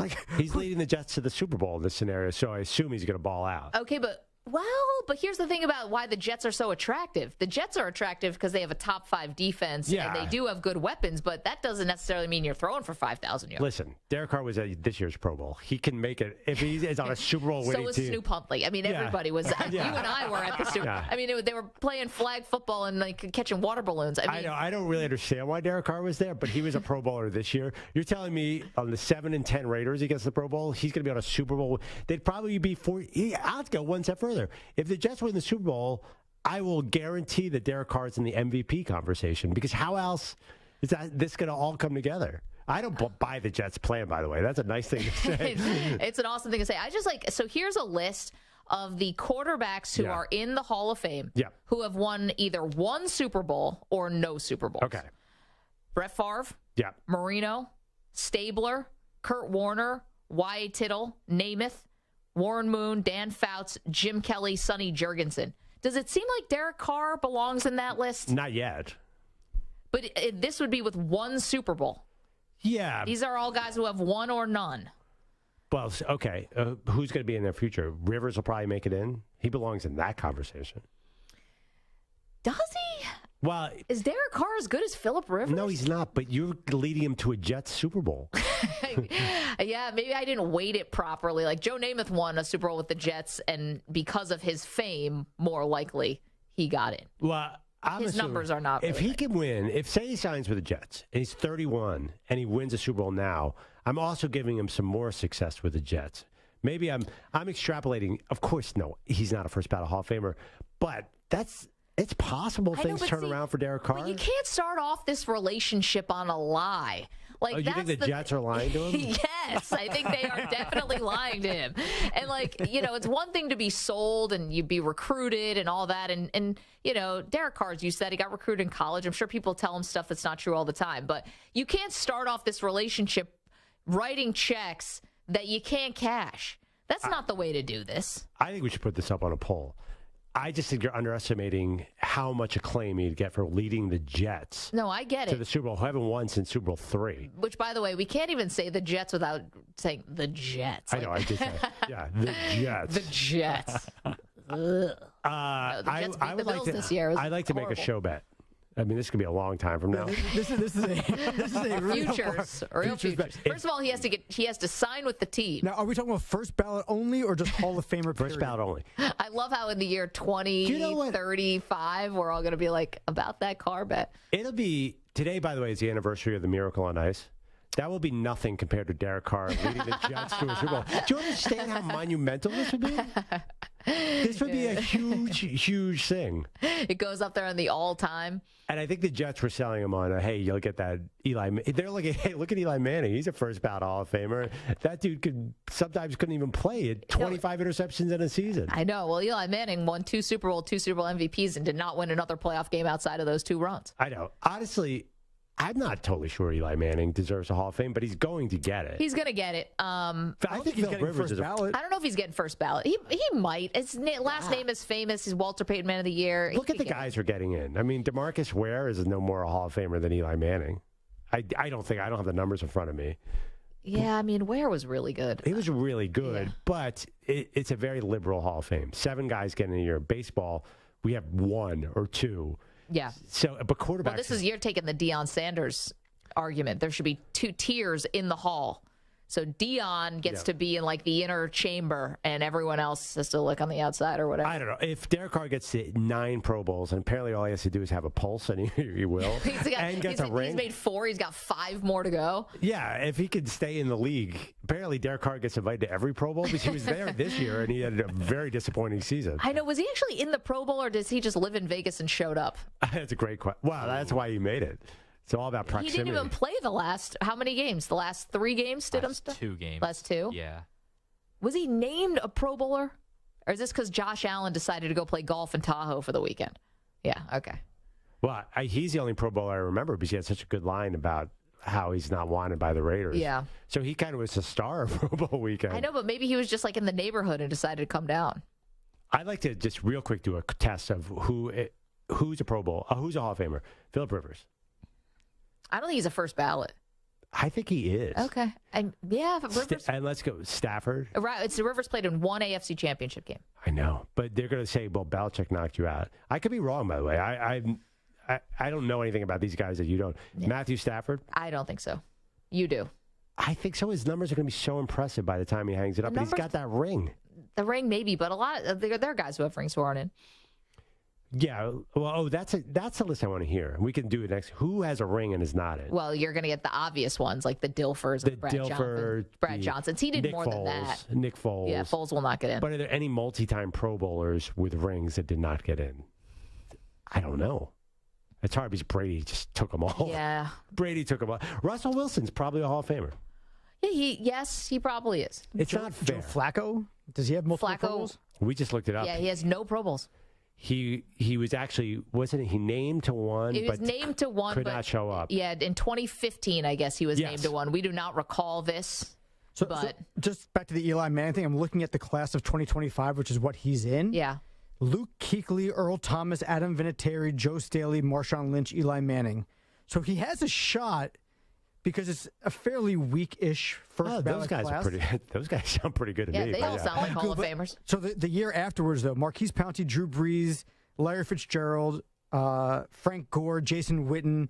So those are the guys the year after him. So if he doesn't get in 2025 first ballot, it might take him a few years because he's not getting in before Drew Brees. You don't think they're going to make an exception for someone with the last name Manning? Yeah, I don't. Yeah, you're overthinking it. Manning is all you need to know. I mean, that's just the first ballot, and there's 5 guys that get in. So all the other guys who have been on the ballot for years, he might not make it. I mean, maybe for the last name, who knows? But that's not how the Hall of Fame balloting works. You have to. You have to advocate for a guy, then you have to be a nomination, then a semifinalist, finalist, and then in. I don't know about Marshawn Lynch. I'd have to look at the numbers being a no-brainer over Eli. I think that's a close one. I don't think Marshawn is. He's probably a Hall of Famer. He might be long-term.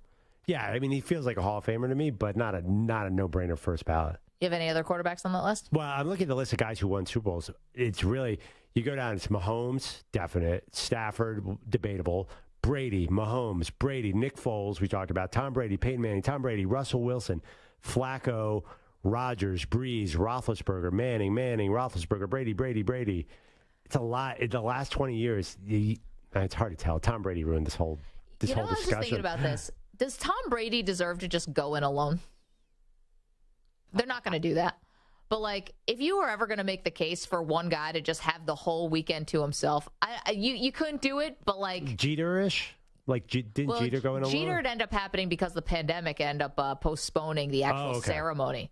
But so he was up there with other guys. But could Brady, I mean, should he just get the whole weekend to himself? But the NFL always puts 7 guys. No, I know. No, yeah, I understand what you're saying. I'd hate to be one of the other players there when Brady... No one's going to remember you being there. Who retired this year? JJ. Well, JJ Watt, people, he'll be fine. People love JJ Watt. People love JJ. Who else retired? Anyone good? AJ Green? No. Ooh, he's close. Nah. That's going to be tough. I don't think so. You know, the one I think maybe like Derek Carr is Kurt Warner, but Kurt Warner was an MVP. He dominated. Yeah. I think, all right, maybe the Jets did tell a little bit of a lie. You think? But I'm voting for Derek Carr. If he gets his Jets team to a Super Bowl or wins a Super Bowl, then he's a folk hero. I don't know if that makes him a first ballot Hall of Famer. He's going to have to play unbelievably in the AFC to get out of that conference to beat the Chiefs. But to Maggie's point, with that defense and all the weapons he has around him, he might not have to play great. He just have to play Derek Carr. But if with those weapons, you might not want him to go full Derek Carr. You might want him to play a little bit. I'd advise against that. Yeah, Stu's watched a lot of Derek Carr games. Yeah, but Derek Carr's never had the defense and or the weapons, so like. He can still find a way to throw an interception. Just Derek Carr's enough. Devontae Adams, Darren Waller, Hunter Renfrow last year. What do you mean he's never had the weapons? But the defense. I get he has Max Crosby, but the Jets' defense is significantly better than what he's ever had with the Raiders, even with Khalil Mack. This is unbelievable that we did Derek Carr Hall of Fame Derek Carr Hall of Fame conversation on a day when Perloff's taking a pie to the face. We should really just fast forward Here's to the the best question. part. Before Diana Rossini said it, and before we hypothesized about him winning one with the Jets, has Derek Carr Hall of Fame ever even come into your Not head? even close. Not even close. Never. Yeah. A Super Bowl title with the Jets. 2 with the Jets, maybe. Well, 2. 1, he's not getting in. Okay. Let's not get greedy here, Samter. Jets fans are dreaming about 2 Super Bowls. If we bring Derek Carr in, we're going to make the playoffs once or twice. Like that's I'm not expecting much. Yeah, I that's why it'd be such a different Derek Carr than we've ever known before if he gets Super Bowl. Josh Allen, Hall of Famer. That's happening, Maggie. Not yet. He will. The guy's played in 1 AFC championship game. He's 5 years into his career. Let's pump the brakes. He's got 1 million touches. He's already like 8th on the all-time list. I mean, he's unbelievable. Yeah, he's great. 855-212-4CBS, 855-212-4227. Coming up, a future prediction that had us scratching our heads. No, not Derek Carr getting into the Hall of Fame. Something even wilder than that, if you can believe it. Perloff and I will get to that in just a moment. Don't move. You are watching, you're listening to Maggie and Perloff, CBS Sports Radio, Sirius XM channel 158, the free Odyssey app, and come on in. We are streaming live, youtube.com/CBS Sports Radio. At the top of the hour, Perloff takes a pie to the face. You're in a 5-minute break.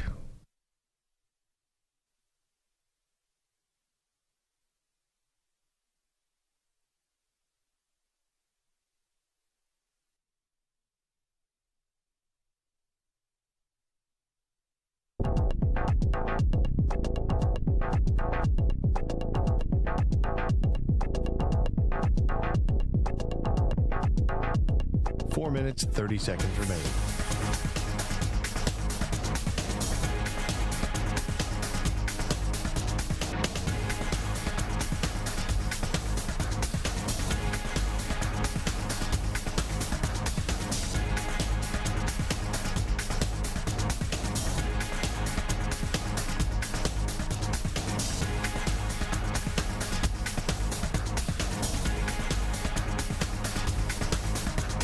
Four minutes remaining.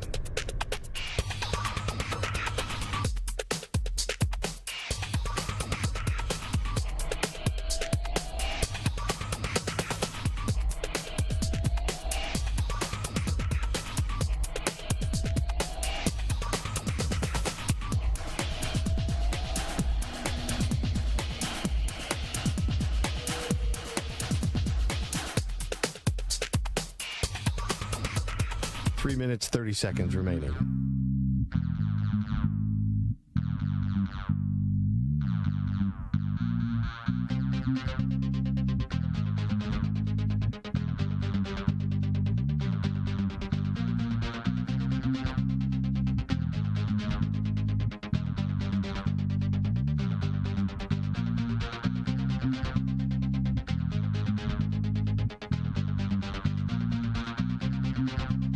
Three minutes remaining.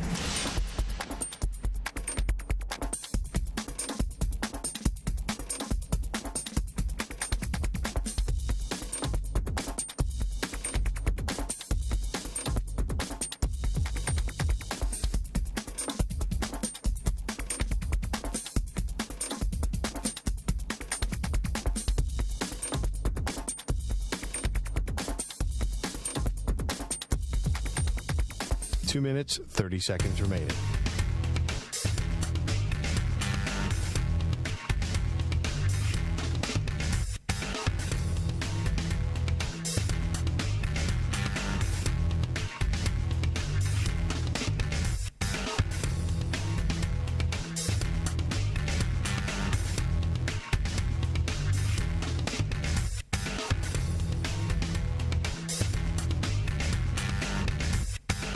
Two minutes remaining.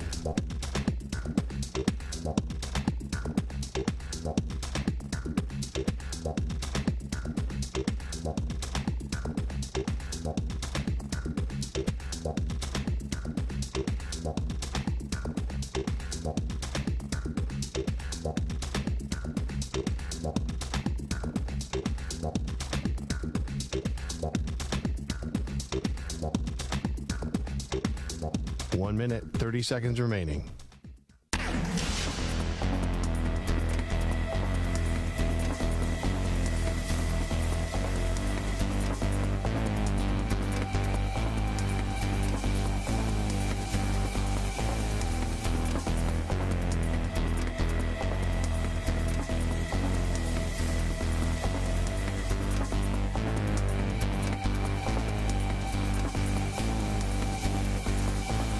minute remaining.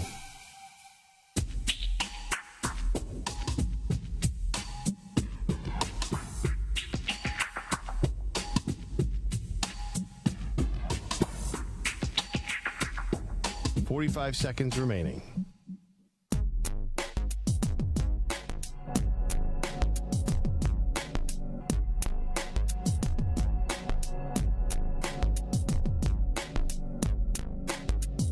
.30 seconds remaining.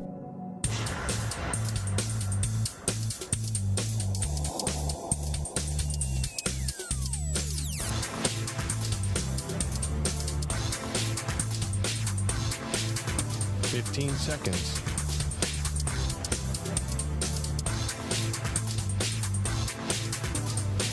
Break ends in 5 seconds.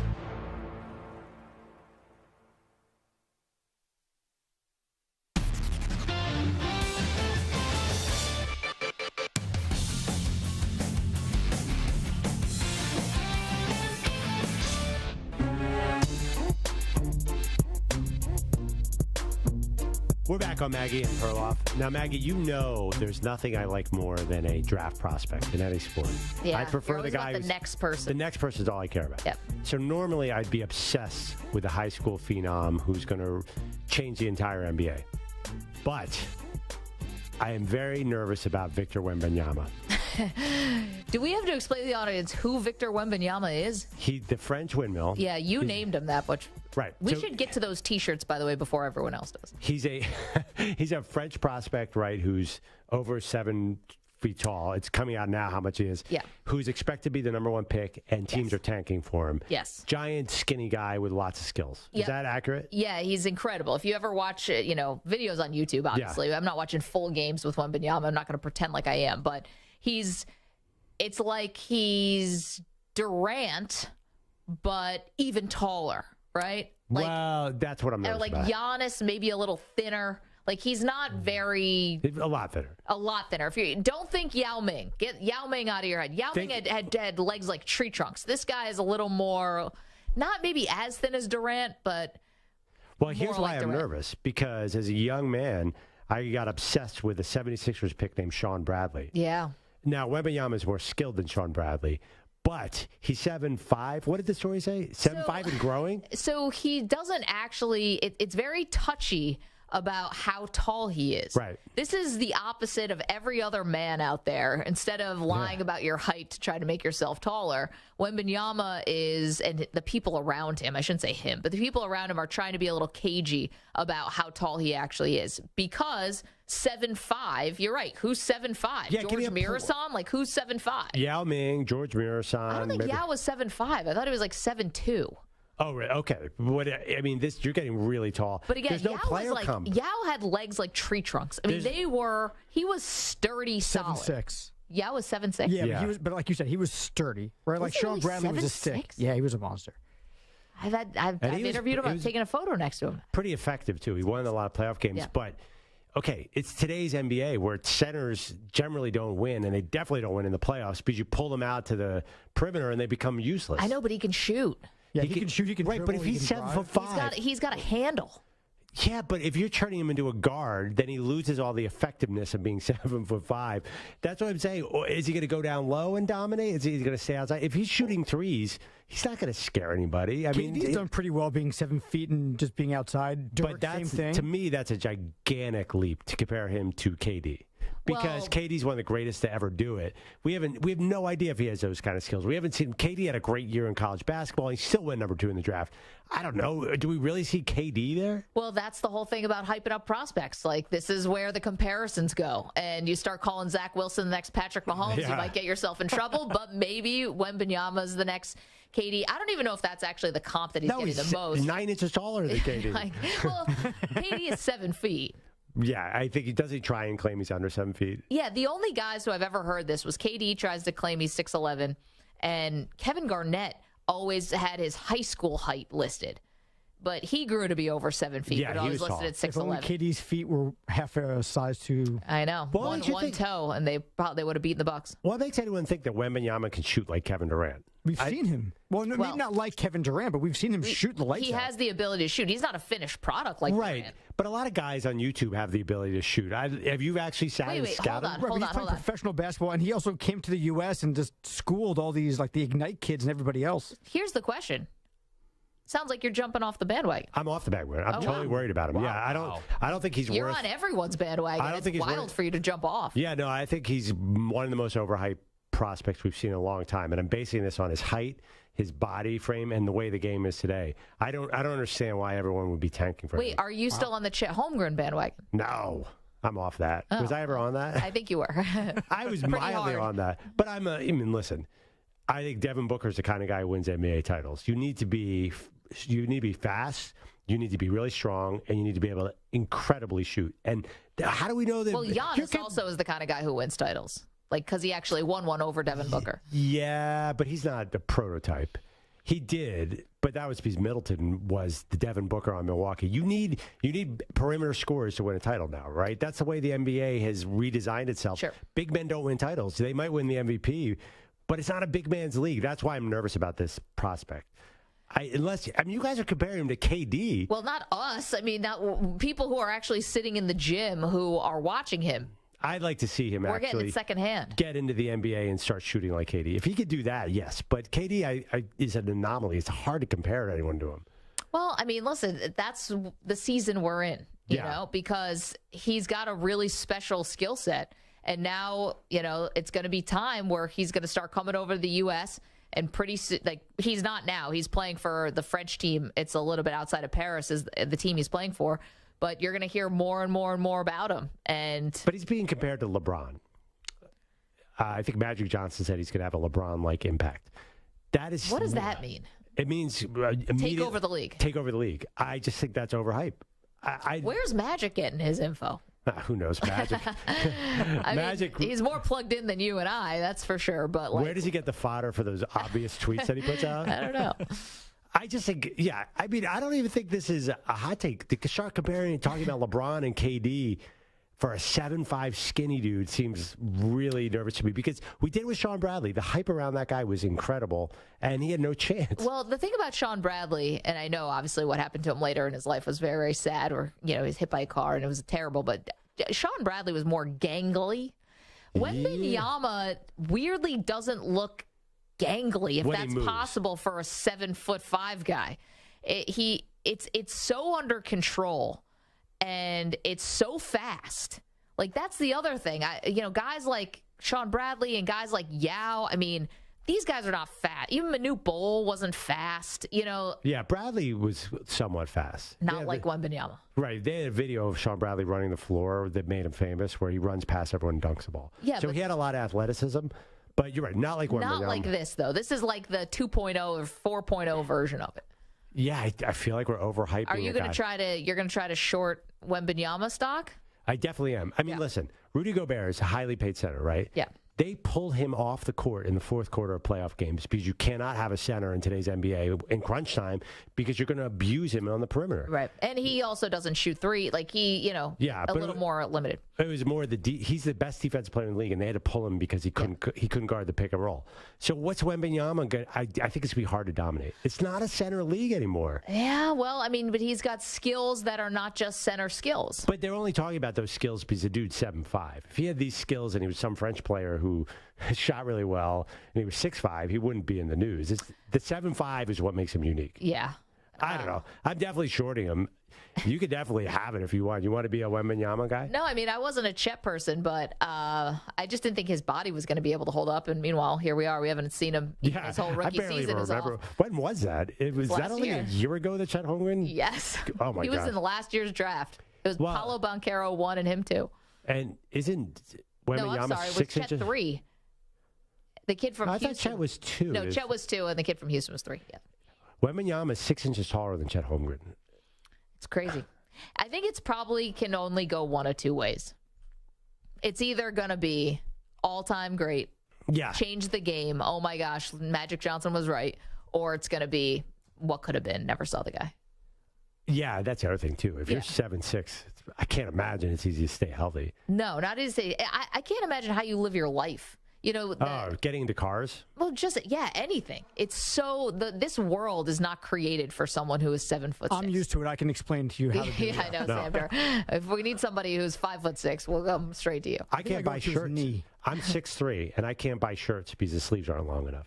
Can you imagine? Poor you. Can you imagine Victor Wembanyama trying to shop? You got to go fully custom. That's why it's good that he's French, because all the great designers are in France. So, custom Dior shirts, he'll fit right in. When he was 13, he probably had a lot of trouble buying clothes, I would imagine. Oh, I'm sure. Yeah. I don't know. I'm surprised. So you think I'm out there by being anti-Wembanyama? Because I definitely am. I think tanking for him is... Listen, you don't actually need to give NBA teams a real reason to tank. Half of them are basically on the cusp all the time anyway. They're just looking for a reason. They'll find a guy to draft. Sam Presti in Oklahoma City is like, there might be a whiff of somebody somewhere. Pull everybody. Let's get 1,000 draft picks. We'll go get him. Yeah, that's true. They do like to tank. It's a business model. I mean, the Sixers tanked for years. And everyone was just like, ho-hum. Yeah, they got a random assortment of players, a couple who may have worked out. Yeah, and Joel Embiid. They basically got Embiid, who they took third because he didn't even play his rookie season. You're right. That's my point. I am going to take, this is going to be my stance, I'm going to take the cautious approach to draft where everyone else, usually I thought Zion, I'm ready to put Zion in the Hall of Fame for his 29 games in the NBA. So I'm You're usually still on Zion, out on Wembanyama. I don't like centers. I don't think Jokic should keep winning the MVP, Maggie. I'm anti-center in the NBA. I don't even love Embiid. Embiid's got to win a title. Is he going to? I mean, considering the year that Philadelphia's had, you're probably going to the finals and losing. I mean, let's just stay consistent here, Philly sports. I'll take that with the Phillies. I'll take that with the Sixers, and it killed me with the Eagles. Oh, of course it would. And I have to take a pie because of it. Thanks, Maggie. And you will take a pie coming up at the top of the hour. Oh, wait, we weren't supposed to tell Ackerman that. Jeffrey Howell's in the chat. Perloff shops at the Big, Tall, and Pale store. That didn't seem nice. That's not nice. Aw. Also, Thomas saying, sorry to say this because he seems like a great kid and is very skilled, but vis-a-vis Wembanyama, 2 words, stress fracture. Yeah, I know. That would be bad. Yeah, that's not really what we're saying. Obviously, nobody wants to see him get hurt. I don't know. These tall, skinny guys, I'm just getting so many Bradley flashbacks. Bradley was so skilled in college in the BYU highlights. Oh, I know. But it turned out he was playing a much different schedule once he got to the NBA than BYU.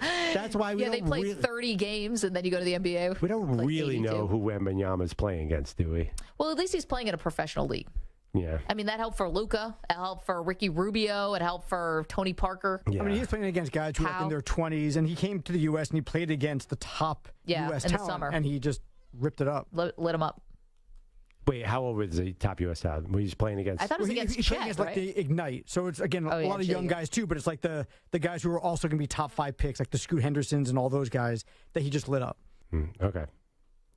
855-212-4CBS. We were supposed to fit something else into that segment, too, which we didn't get to. Bronny? Yeah. Got some news on LeBron James's kid. Talking about overhyped. I mean, come on. Jeez. I mean, he has to be overhyped by definition. Okay. We'll read you the latest scouting report on Bronny James, and you guys can be the judge. Because Perloff, what was your line to me earlier? I read you the scouting report on Bronny James, and you said... Oh, my gosh. It was like setting someone up with a friend and saying she has a great personality. Because there was nothing about how he's good at basketball in there. We'll read you the latest Bronny James scouting report in just a moment. Got a lot more for you. Again, if you are watching us on youtube.com/CBS Sports Radio, you're going to want to stick around. If you have access to a computer, you're going to want to get to it. Perloff's taking a pie to the face at the top of the hours, paying off a bet. Eagles lost the Super Bowl / charitable component on top of this as well from one of our callers, Nick in Texas, one of our friends. So we will get to all of that right after this CBS Sports Update with Rich Ackerman.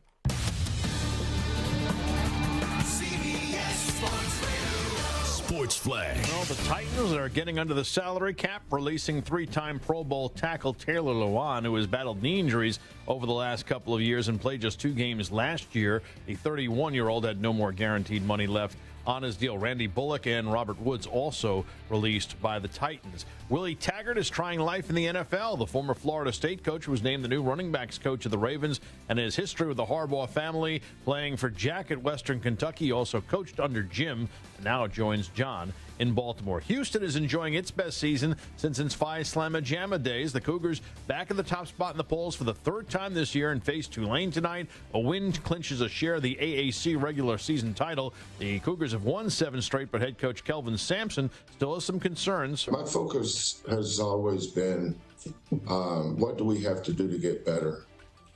I'm sure that sucks as a response, but that's just the way I am.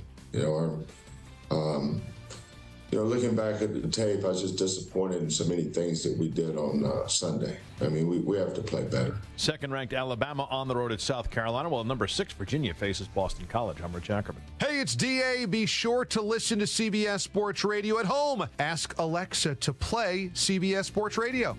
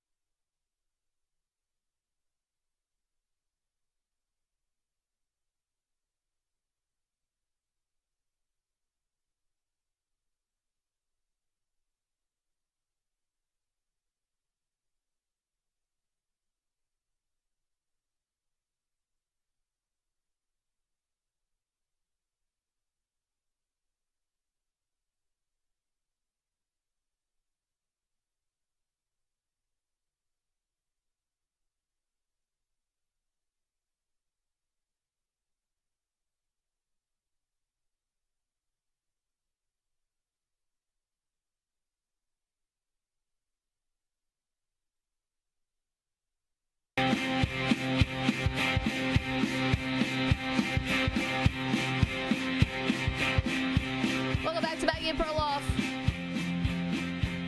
Perloff is paying off a bet today. He's taking a pie to the face in about 15-ish minutes, something like that.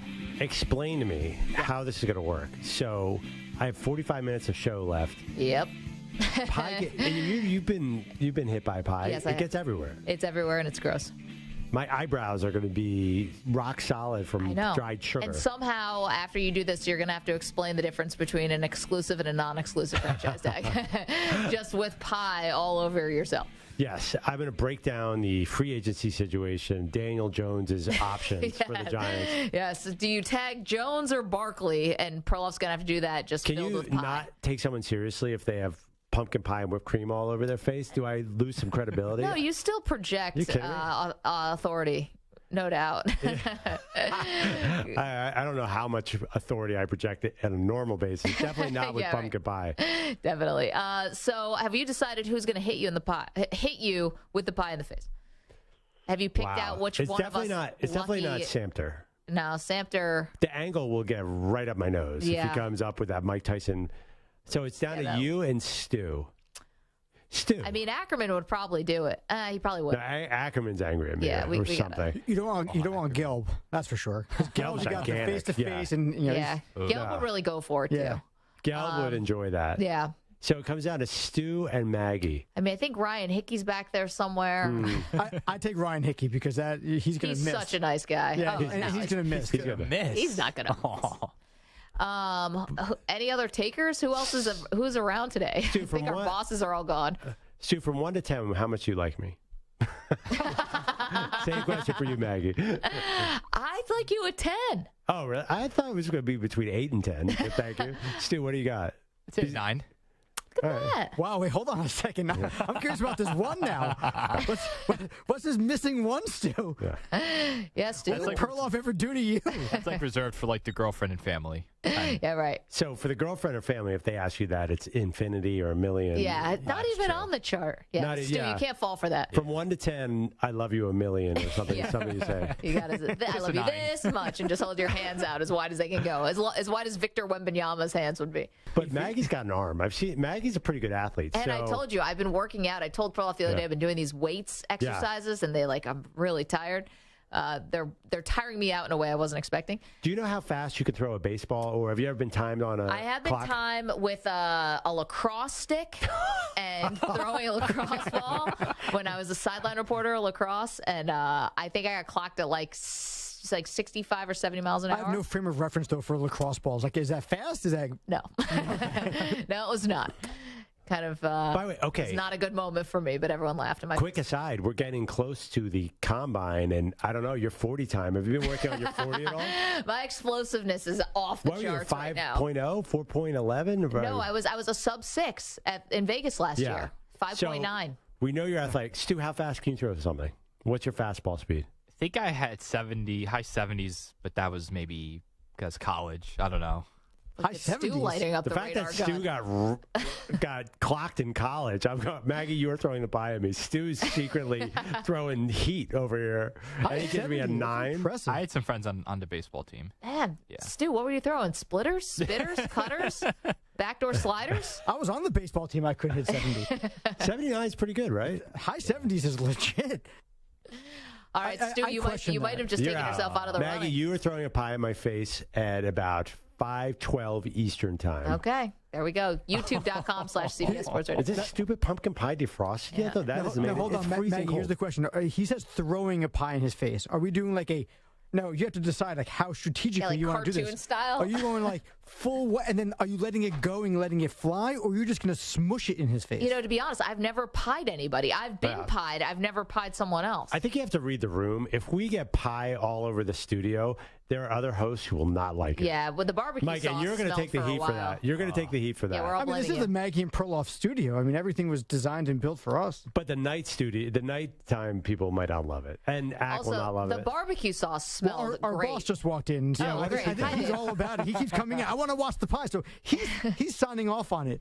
Dave, YouTube.com/CBS Sports Radio, and hit subscribe. Yeah, ask Dave how fast he can throw a baseball. Because I could consider Dave Marinick. Dave Marinick, how fast? Get on the mic. How fast can you throw a baseball? Probably 75. What?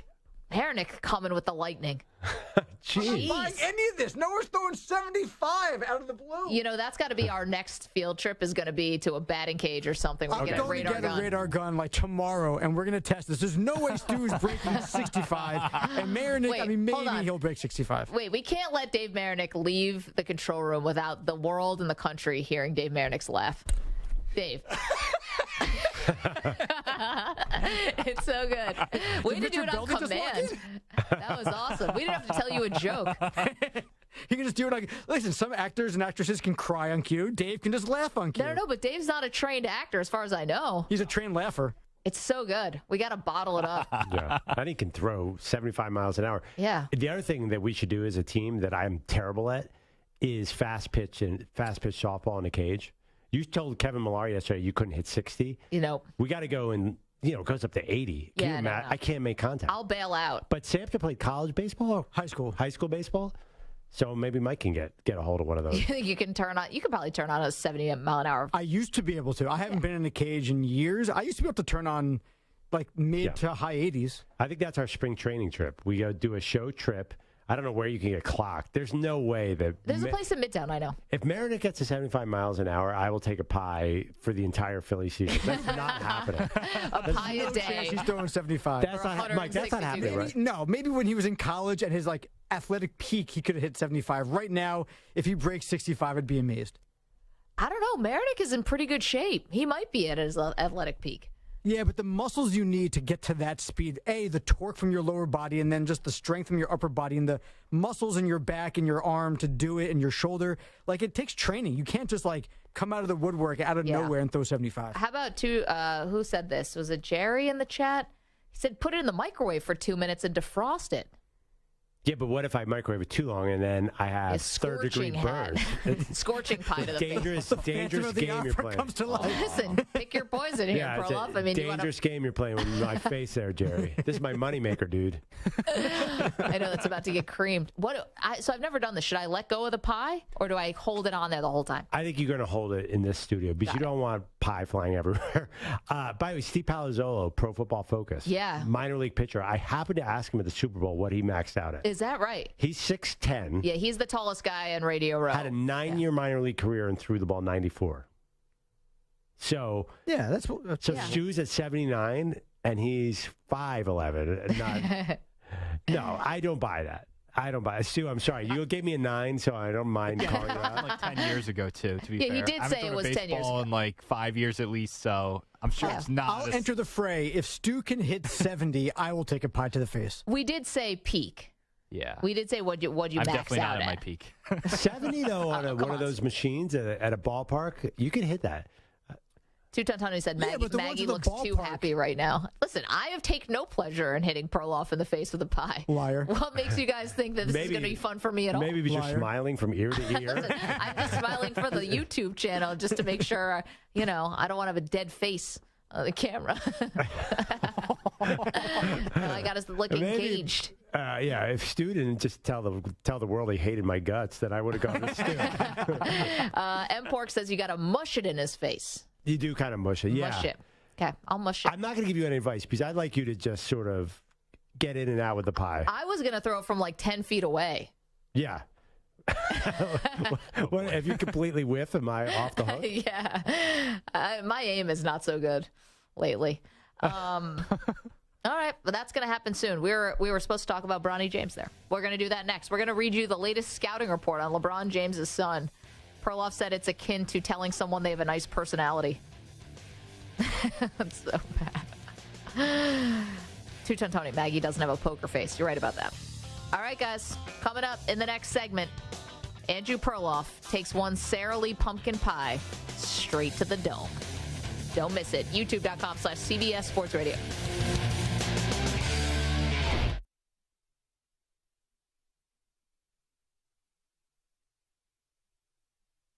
You're in a 5-minute break.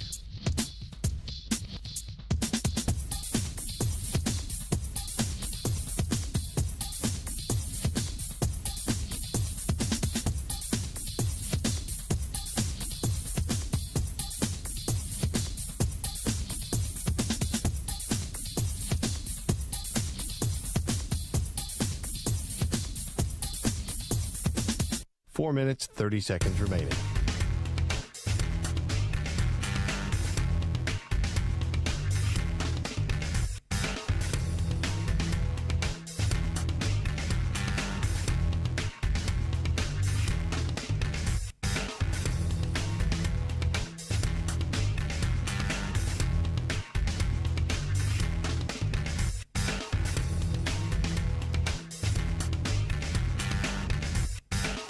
Four minutes remaining.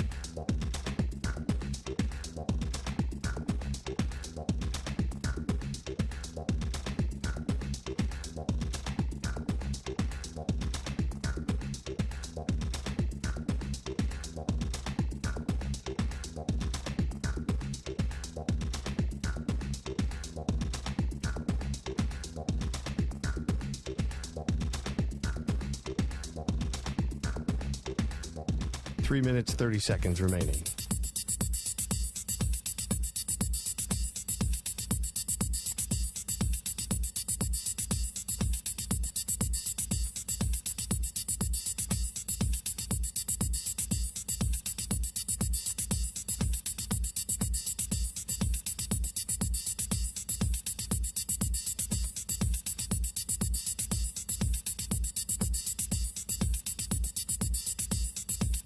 Three minutes remaining.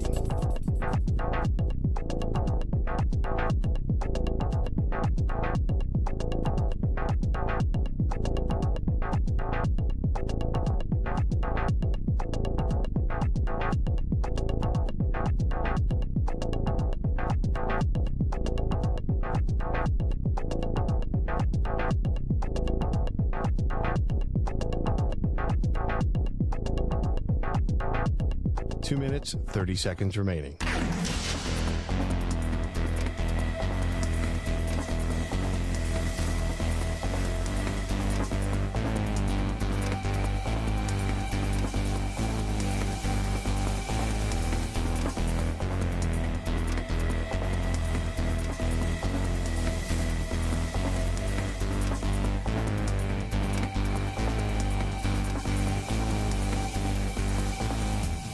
Two minutes remaining.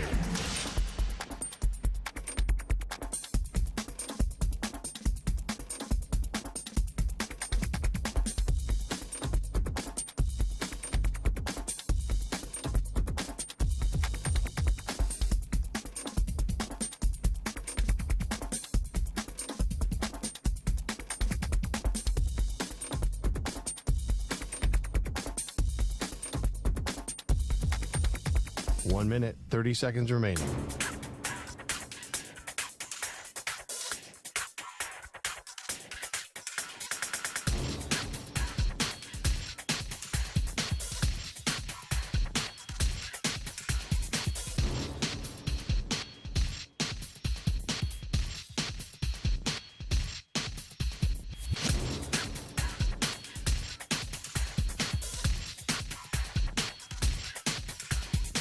One minute remaining.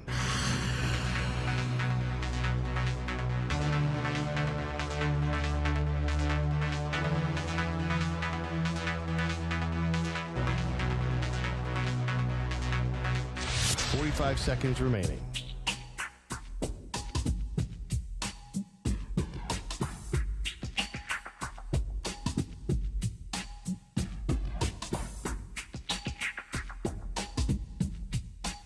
Seconds remaining.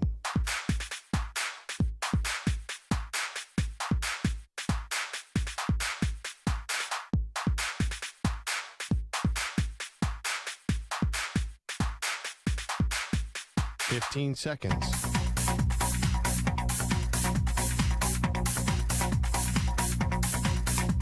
Break ends in 5 seconds.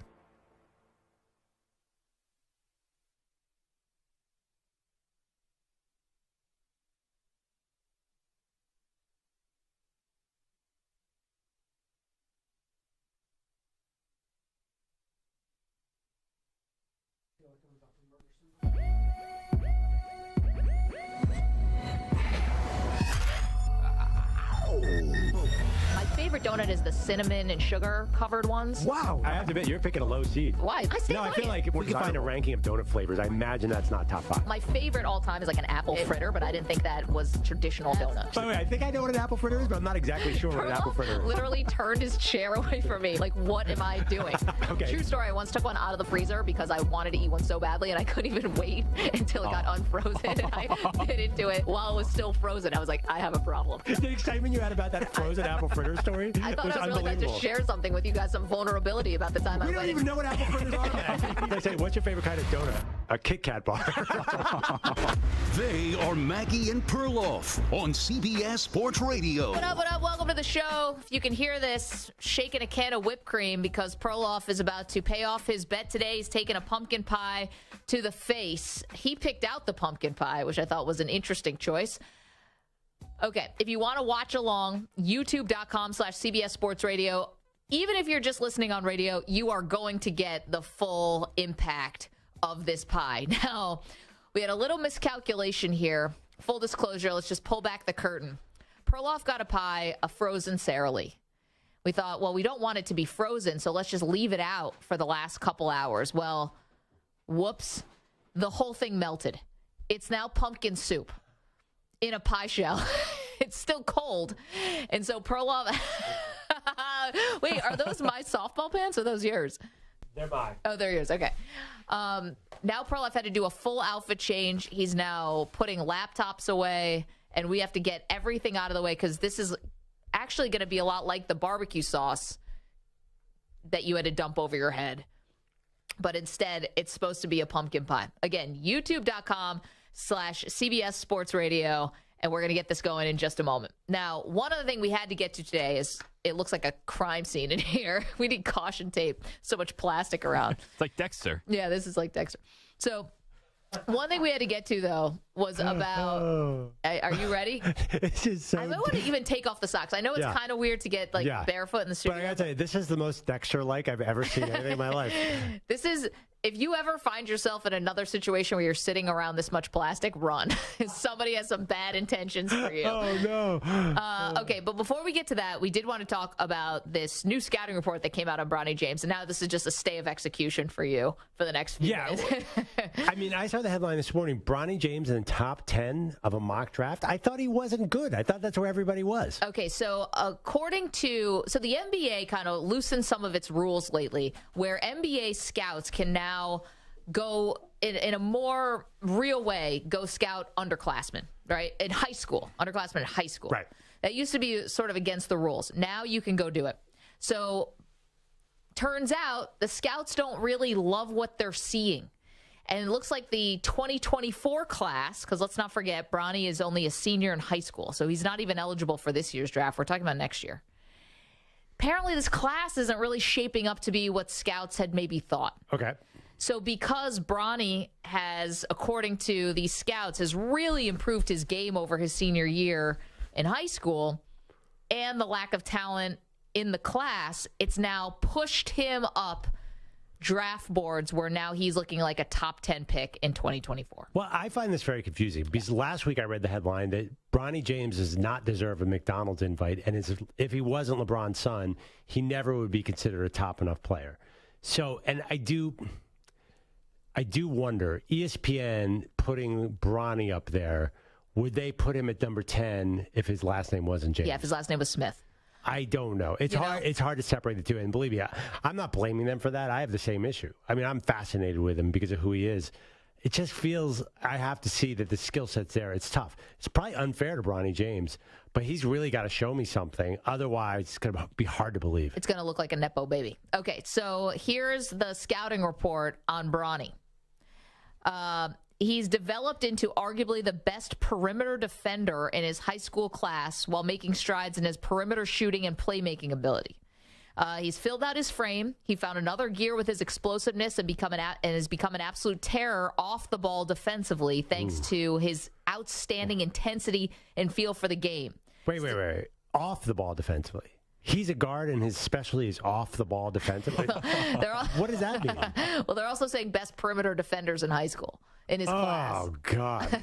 Is he that bad, Maggie? Are you telling me that he's a 17-year-old defensive specialist who's 6'3" and plays off the ball? What does that mean? So he's not going to lock you down, but if the star player is scoring 40, he's not going to be able to pass it to Larry over there because Bronny's got him shut down off the ball. That is an odd scouting report to me. There's more. Oh, please. There's still plenty of room to improve his ball handling and pull-up jumper to become a more prolific and efficient shot creator, but he has already caught the eyes of NBA decision-makers with the way he contributes to winning and likely will continue to grow and fill out his frame. Contributes to winning? What? Also, it's not the same. All the offensive ones were not that he's good at shooting, that he's improving at shooting. Yeah, we're he's not better. really sure where he started. Yeah. I hope he'd be improving. I mean, he's in high school. So, I mean, here's the thing. Can you separate his mock draft from what it implies for his dad? No, because teams are going to want to draft him to get his dad, possibly. Especially if LeBron is going to stay true to what he has floated out there, which is I'll play on the minimum if I can play with Bronny. So now every general manager, and not just GMs, every owner and president, if you're trying to sell tickets, now I want LeBron James in the building for the minimum. If all of it takes is a first-round pick with Bronny, but I can get season ticket holders to sign up, this is the best move I'll ever make. Even if it's just 1 year, yeah, I mean. 1 year, 2 years, So whatever. he gets overdrafted to get 1 year of LeBron. It's like a package deal now. It is exciting. It and is also, exciting. I think you would probably buy tickets to see Bronny, too. There's just so much curiosity. Well, and I think there's just the idea that, listen, it happened in baseball, and it was unbelievable to see Ken Griffey Jr. and Ken Griffey Sr. play together. Now it's basketball, which, let's be honest, I mean, the cardio level is 100 times higher. And no athleticism. offense to Ken Griffey Sr. Ken Griffey Sr. wasn't LeBron. LeBron's a singular force in the game. And the fact that LeBron said this a year ago at the All-Star game in Cleveland, right? He's like, I want to play with Bronny. It kind of took everyone like by surprise. And I thought when he said it, it's like, no way this is going to happen. It's like, wait a minute. Actually, 2024 is only next year, and LeBron's still playing at a super high level. Like, this is happening. Yeah, it definitely is. But all right, that's kind of a shame for Bronny, though. I'm sorry. He should be able to prove it on his own. And these ridiculous off-the-ball defenders improving shooting. I want to see him play. I want to see what's going on here because I've always heard that he was a 35th prospect, not a 10th prospect. Yeah. Well, now the time has come. All right. So, Perloff, prepare yourself. Stu, you're just going to have to let me know. I want to make sure we're definitely getting all this in frame for all the people who are watching. YouTube.com/CBS Sports Radio is where you can watch Perloff take a pie to the face. Whoops. Just got whipped cream on my microphone. All right, let's get the... See if you guys can hear this. Let's see. Should I hold this up, Stu? Hold up the pie? This is soupy. Oh, brother. Okay. Okay. Am I standing or sitting? I actually think you're going to want to sit for this. Because it's so gross. It's so... All right, I'm going to have to go off headphones. So Mike and Stu, if you got to tell me something, you're just going to have to shout it out. Okay. Again, youtube.com/CBS Sports Radio. You still have time. Okay, Maggie, there's a lot of expensive equipment here, so be gentle. This is soup. Yes, Samter. By the way, you got to back up, dude. I'm going to get this on something. Okay, Maggie said that she doesn't, she's not happy about doing this. I've never seen her look happier or more excited. I'm actually not. Are you going to count down? Are you going to count down or are you just going to surprise me? I'm going to give you a 3, 2, 1. Stu's giving me the thumbs up that this is good. Ready? All right, do your worst. 3, 2. All right, guys, 1 second. Hold on. Stu's telling me no. He's telling Mike, you have to get out of there. You're in the shot. Samter, get out of the frame. Okay, are we better now, Stu? Okay. I feel bad. Maggie feels so guilty right now. I do feel really bad about this. Okay, just wait, no matter what. Can I help you with this? Help me how? I just want to remind you of something. What? That I'm wearing an Eagles shirt. I lost this bet because of the Eagles. Yeah. Because they lost Super Bowl. At least we made the Super Bowl. Oh, now you got to go. All right, here we go. In 3, 2, 1. Oh, no. It's everywhere. Get the wipers on the old eyes here. Bet paid. Let's get How's it look? You look great. Okay. Now back to Daniel Jones' salary cap situation. If they use a non-exclusive tag. Wait, where are the paper towels? Here they are. Oh, man, Perloff. You did that like a champ. Wow. How cold was that? So we did lots of pie challenges at the DP show. Yeah. How cold was that and soupy? It was cold and soupy. We clearly have a lot of room for improvement here at the Maggie Perloff show because it was a liquid. Oh, that's getting gross. Yeah. It was a melted pumpkin pie. Oh, my. And I don't know. There's so much plastic in the studio right now, and I don't know if any of it worked. Wait, hold on. Somehow you have it all on your back. How did that happen? Yeah, I don't know. Because of you. Back. I'm sorry. All right. Oh, boy. Stu, did we get the shot? We did, yes. We got a pretty good shot, I think. Yeah, I don't know. How did you hear what he just said? I don't know. I thought I saw his thumbs up. How did you do as far as getting shrapnel? Just a hand? I'm perfect, actually. I'm good. Not a drop on me. Now, Mike Samter said that he wanted to eat the pie that was left over. Yeah, you want to drink this up now, Yeah, Mike. You want Have at it. You want some of this? Oh, wow. Yep. I think I was right when I told you got to ditch the shoes and socks. Oh, yeah. Yeah. Yeah, I think we're going to need Barefoot in the I think we're going to need a studio. break. We're going to need a legit half hour to clean this place. Well, that's why we did it at 5. We got plenty of time. We've got Rude Dog says pie equals pie. That's good. Not good. Yeah. I mean, not good. There you go. Maggie throws like Josh Allen in the playoffs. Is that a compliment? I think so. I don't think so. I don't know. Used to be a compliment. All right, Perloff, debt paid. Yeah, that was, and what's the name of the charity? Emma. Nick in Texas. Pies for Emma. Nick in Texas. Nick, you better be watching, Nick. Yeah. And Nick, let's face it, if the turf was square in Arizona, if they didn't cheat, then the Eagles would have won. Wow. You know, Nick took a pie in the face the night of the Super Bowl, and now you're doing it. So debt paid. All right, everybody. Done. How you feeling? Not great. Okay. I've been more better. comfortable in my life at other times. All right. Well, coming up,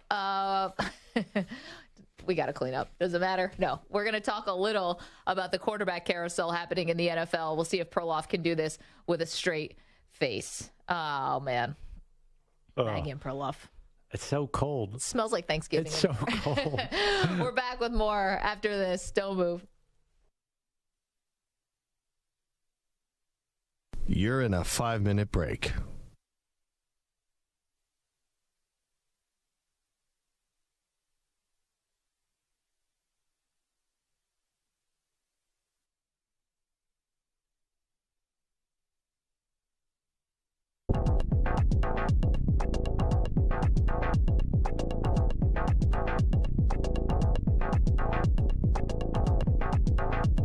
Four minutes, 30 seconds remaining.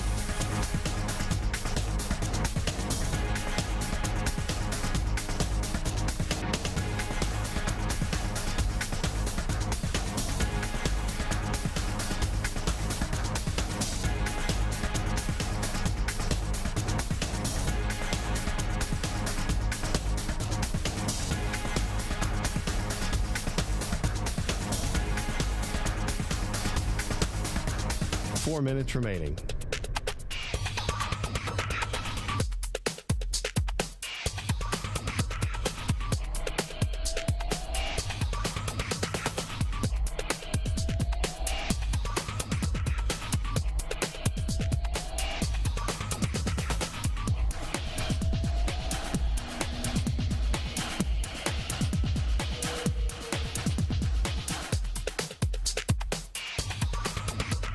Three minutes, 30 seconds remaining.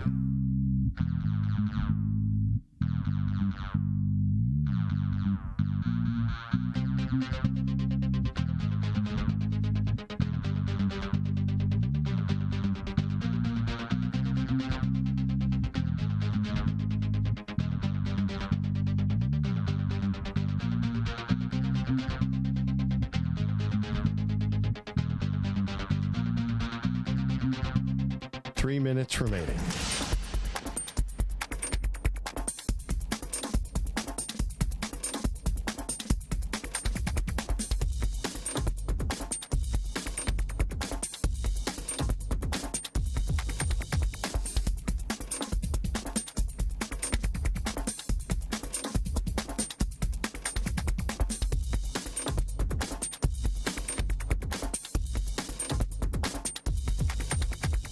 Two minutes, 30 seconds remaining.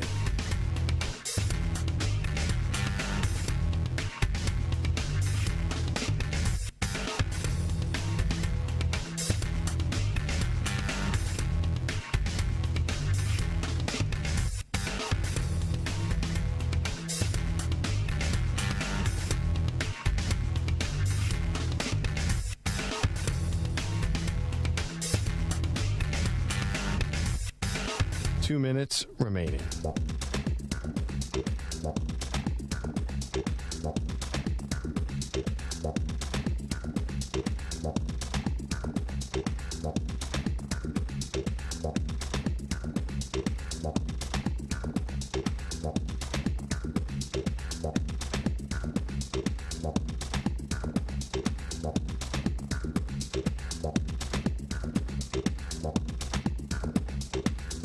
One minute, 30 seconds remaining.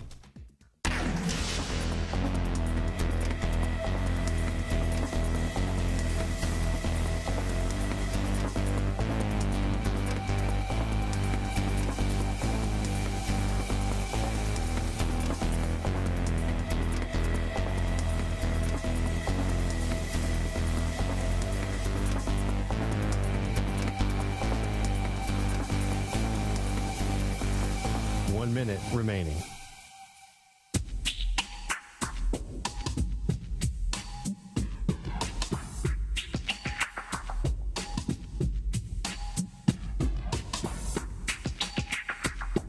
.45 seconds remaining.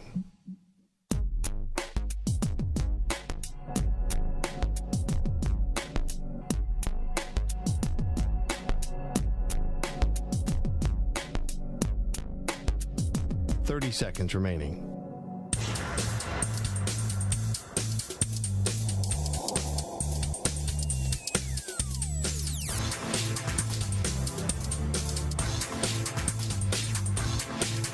.15 seconds.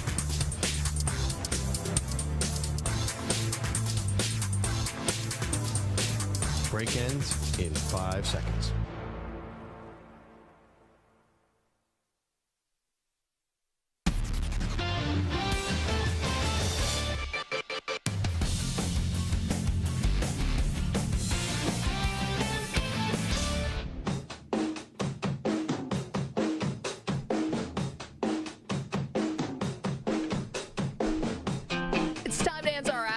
Question today, it's brought to you by O'Reilly Auto Parts. Today's question comes from Dan, who's in Fort Lauderdale.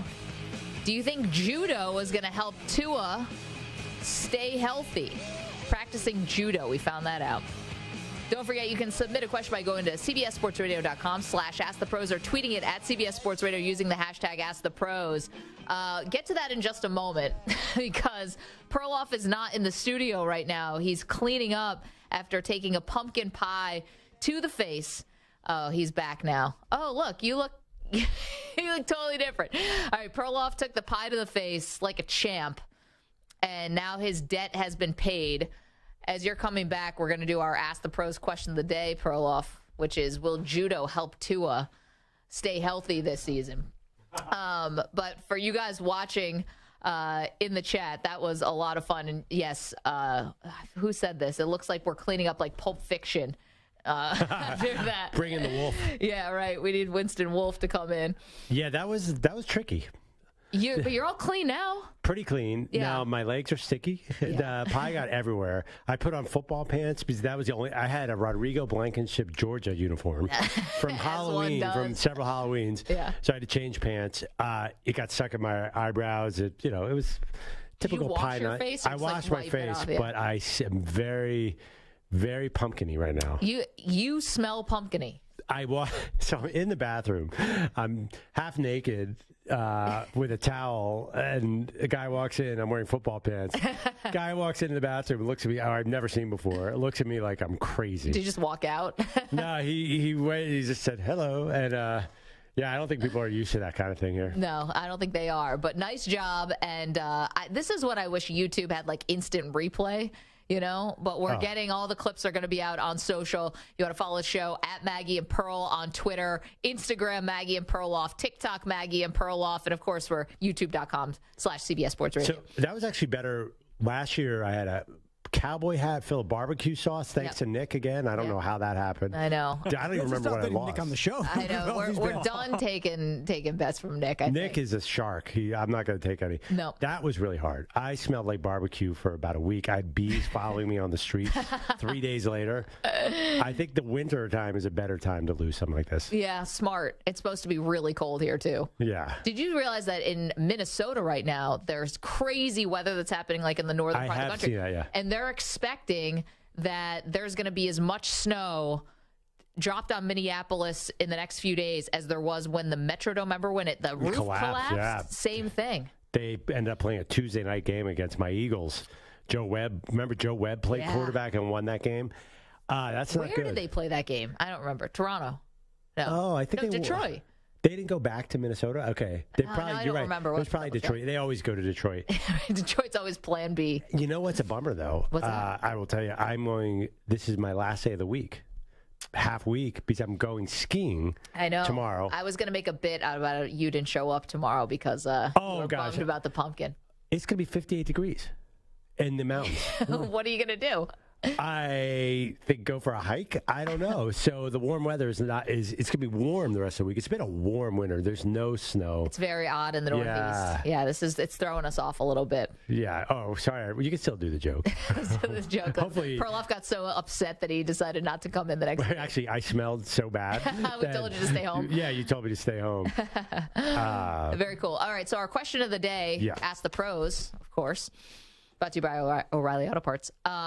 Tua is now, it told Kay Adams at the Super Bowl, and it kind of got a little bit lost in the shuffle, but has now gotten resurfaced, that Tua is going to start doing judo on Fridays to help teach him how to land, like how to fall, so that maybe he can avoid getting concussions in the future. Yeah, I wish I knew some judo to properly take a pumpkin pie to the face. A little late.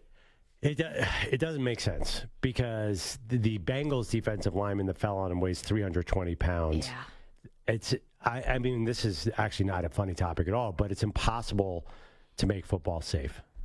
And for a guy who weighs that, it's going to be really hard. I think it's hard, too. I think it's something that sounds good.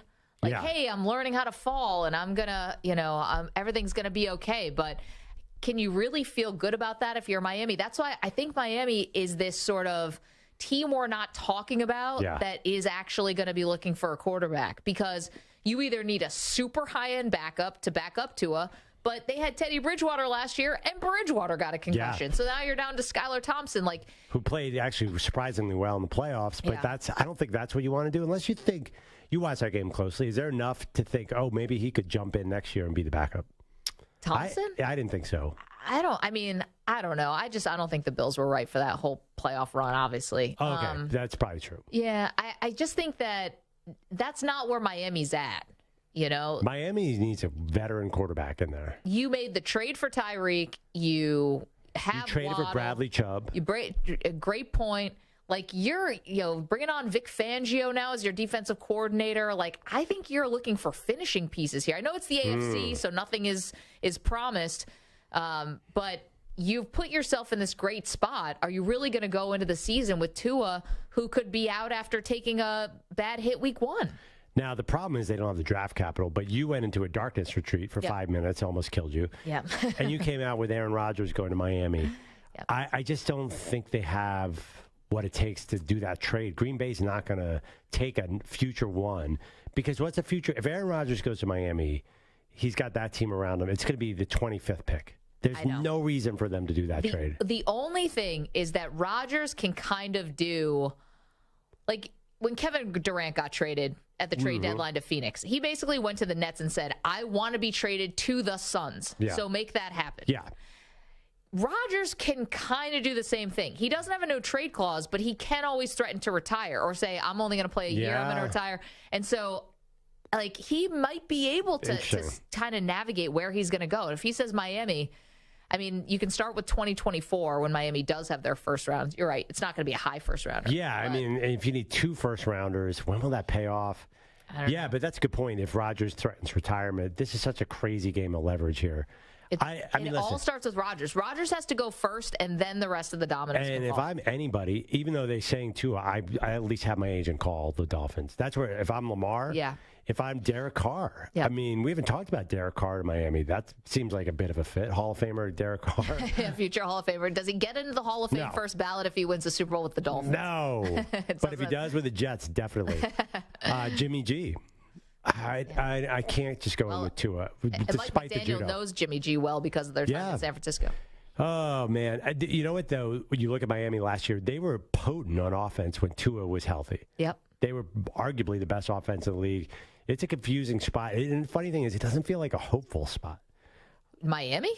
No, I think so. Because of Tua. Because of Tua, yeah. Yeah, I don't feel. I'm thinking about the AFC East. I don't see Miami as sitting there as a favorite because of this issue. Well, the other thing too is there's going to be like the public pressure applied, and clearly the NFL reacted to Tua's concussions, and they reacted to the public outcry from watching him go into that position, that fencer's pose on national TV.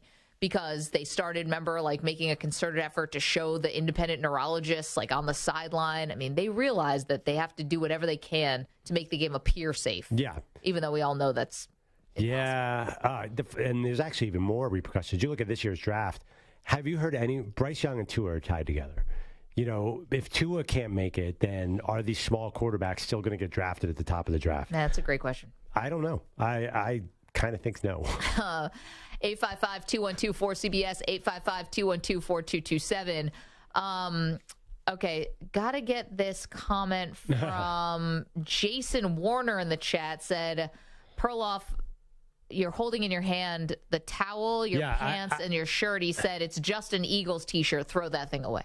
Oh, no, this has very serious sentimental value. I don't know what to do with this because it's totally disgusting, and I don't want to put it down in the studio. So I've been holding it all segment like a weirdo. Why'd you put it in our office? Well, because I'm standing here now on the radio. I can't just walk to the office. You can't just walk in the office. Is there a bag here? You know what? There's something we have bags in the office. How about in the commercial break? You can go grab it. Yeah, there's a lot of things. I have a big to-do list. Yeah. I mean, I just was rubbing the back of my neck because I suddenly fell off, and chunks of pumpkin are falling off. I know. I don't know how that wrapped around to the back of your head. Because you violently threw a pie at me. It's like one magic pie. Yeah, I can't wait. Actually, I'm pretty psyched to see on YouTube the slow-mo. I don't know if we can affect that. Samter's working diligently on that. Well done, sir. Well done. Yeah. I'm at a loss for words. Is this going to be your last pie for a while? Okay. Important lessons learned. Yeah. Do not let the pumpkin pie melt. Yeah, well, I feel like it's amateur hour by you and I about that. It kept feeling so cold. I thought it was, At Dan Patrick's show, there was a team of people to produce the pies for these pie bets. As opposed to just you and me and Stu and Mike. Yeah. And also, they were always outside. That was the key difference. Always outside. We don't have that luxury. Yeah, we could have gone nuts outside. We could have done whatever we wanted. Yeah, streets of New York City, you can do anything. Nobody will even turn around. Next pie bet, we do it outside. Do we have the capability to do the show outside? Stu's giving me what are you talking about? We did in Vegas. Technically, we're outdoors and those draft shows. I'm down. I would do another pie bet. I think we need another four. I'm down with any bet. Nick is telling me that I've got to do the pie to the face for Emma for the pies. No, you have to lose a bet. I was Team Chiefs this whole time, guys. I'm not taking a pie. How about a duck costume? I will gladly get into the duck costume. I don't want to take another Let's pie. double down on the NCAA tournament. No, thanks. You don't trust your ability to pick your bracket? Also, how many teams have been ranked number one this year? Like 8? Good luck. This is going to be the hardest tournament, and they're already impossible to predict. This one's going to be even harder. You and I, remember, came in dead last in our pool. Oh, yeah. I'm very well aware. Last and second to last in our pool. Okay, so that's not where we were. Okay, NFL draft. Oh, let's bet NFL draft. I don't know. I'm down. This is fun. I want more bets. You want more? Let's go to the pies. the YouTube chat and the Perloff's Twitter feed. Yep. I'm down. This was fun. I mean, listen, I lost a bet to Nick, and now the duck costume is a part of the show. Absolutely. Which, by the way, we're soliciting your questions for the advice duck for Friday. And that was one of the all-time bad beats, too, because Cal had the spread covered and blew it. Idiotas is what they were. Totally blew that one. Totally. Oh, man. So youtube.com/CBS Sports Radio, and we're going to have stuff up on the social channels soon. Yeah. Mike Samter has gone into his digital hole, and he's editing feverishly. All right, Ackerman's here. We were afraid we were going to make you mad, Ack, because we know you're not one for messes. Yes, I see there's a spilled cup here. Is that... Sorry, that was just shrapnel. What has happened since I left this room? Yes, a lot more than just the spilled cup. What does it smell like when you walk in? Because now I've been sitting in it for a while, so it's like the smell's already... Cinnamon. Yeah. Cinnamon and pumpkin? I don't know, but, Ack, are you aware of what happened in here at all? Did we do that? We did such a good job Look cleaning at up. us. I know. We cleaned everything up. Samter had cinnamon graham crackers, so I figured, maybe he brought those in. Ack, would you ever do a bet where if you lost, you would get a pie thrown in your face? No. That would be his worst nightmare. I know. I believe it. We can't strong arm Ack into making a bet with Nick in Texas. No. Nick's undefeated right now. Is there anything? What would be your ideal punishment in a bet? Ideal punishment? Nothing, huh? Yes, exactly. Ack's not much of a betting man. No pain, no embarrassment. How about that? I don't know. Perloff, you're covering your face on the live stream. I know. I guess on purpose. Yeah, I don't know what to do with this. Now I just got pumpkin on something. This is a disaster. All right. We need to break so I can clean up a little more. I love how you're walking around barefoot in the office, too, but you had to, or else your socks were going to get totally pied. Yeah, I have no problem being barefoot. I see you must have gotten something on the screen there. It looks like that's I been wiped that out. off. Yeah. Yeah. Did that took some... We got a little on the screen. Yeah, I don't know if you wiped it off effectively. We might need a different cleaner. I do have wipes if you need. We'll take them. Yes. Thank Definitely. you. Can we use them all? Okay. Is there a shower in the building? No. Yeah. There's an Equinox about 2 blocks away, though. Yeah. If you're a member. You could steal Spike's membership and go to Equinox. Yeah, I go to Equinox. I don't know about this Equinox. It's fancier. The way that Ack says it. Equinox, tomato. Man, Dominic saying you shouldn't have to hold this for the rest of the show. You're right. Okay, you go find a place to put that. And Ackerman is going to give us a CBS Sports update. Coming back, got our Casamigos shot of the day. Don't move.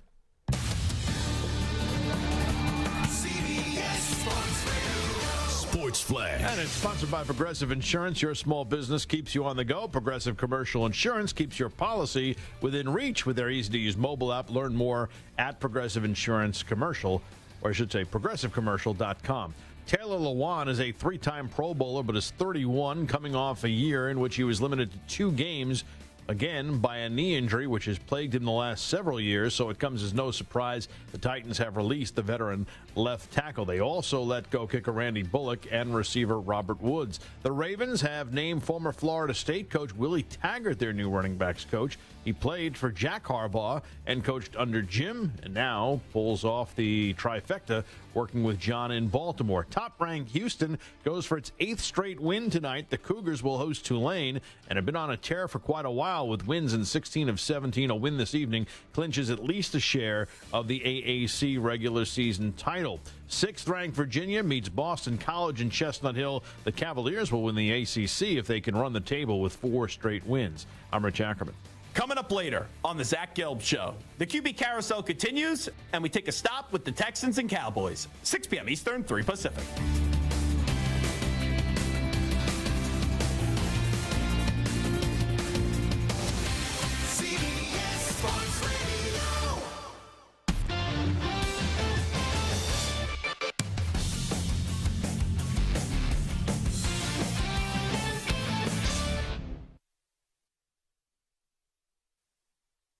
You're in a 5-minute break.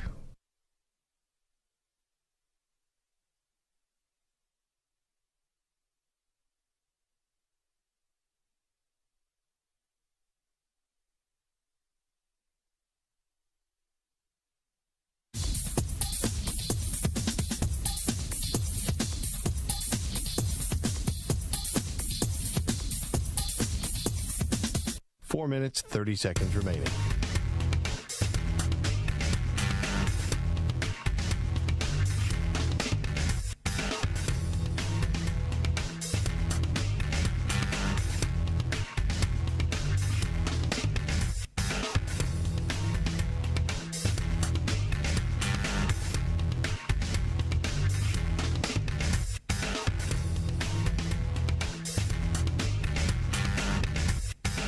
Four minutes remaining.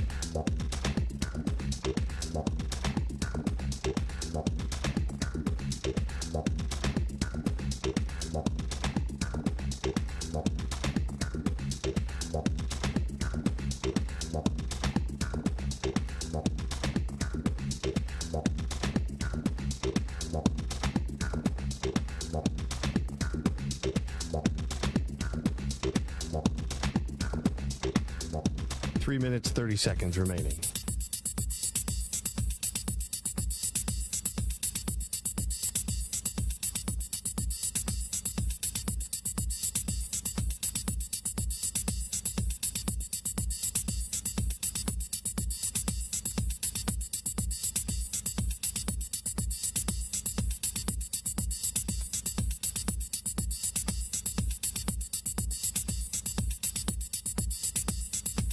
Three minutes remaining.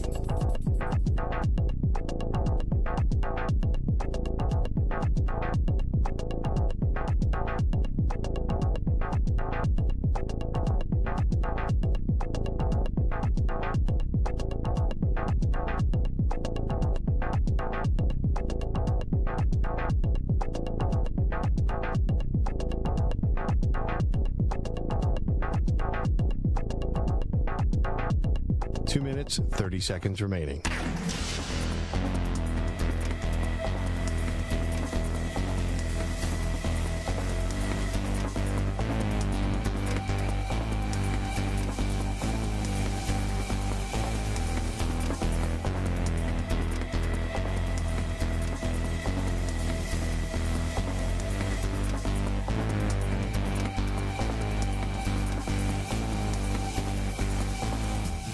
Two minutes remaining.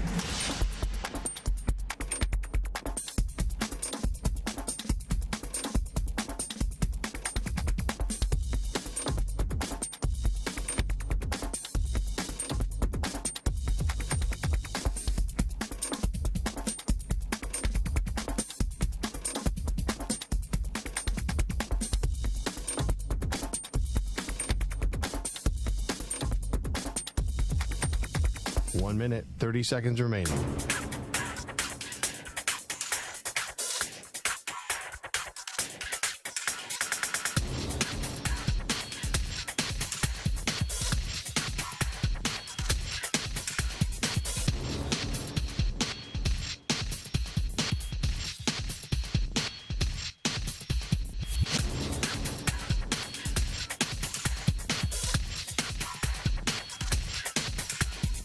One minute remaining.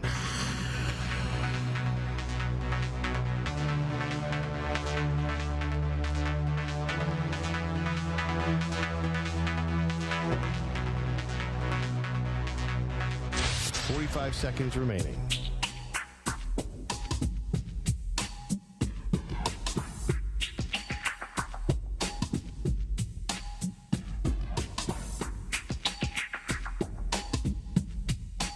Seconds remaining.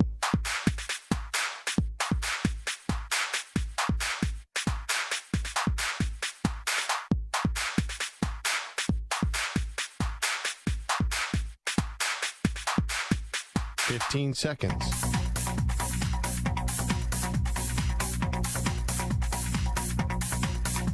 Break ends in 5 seconds.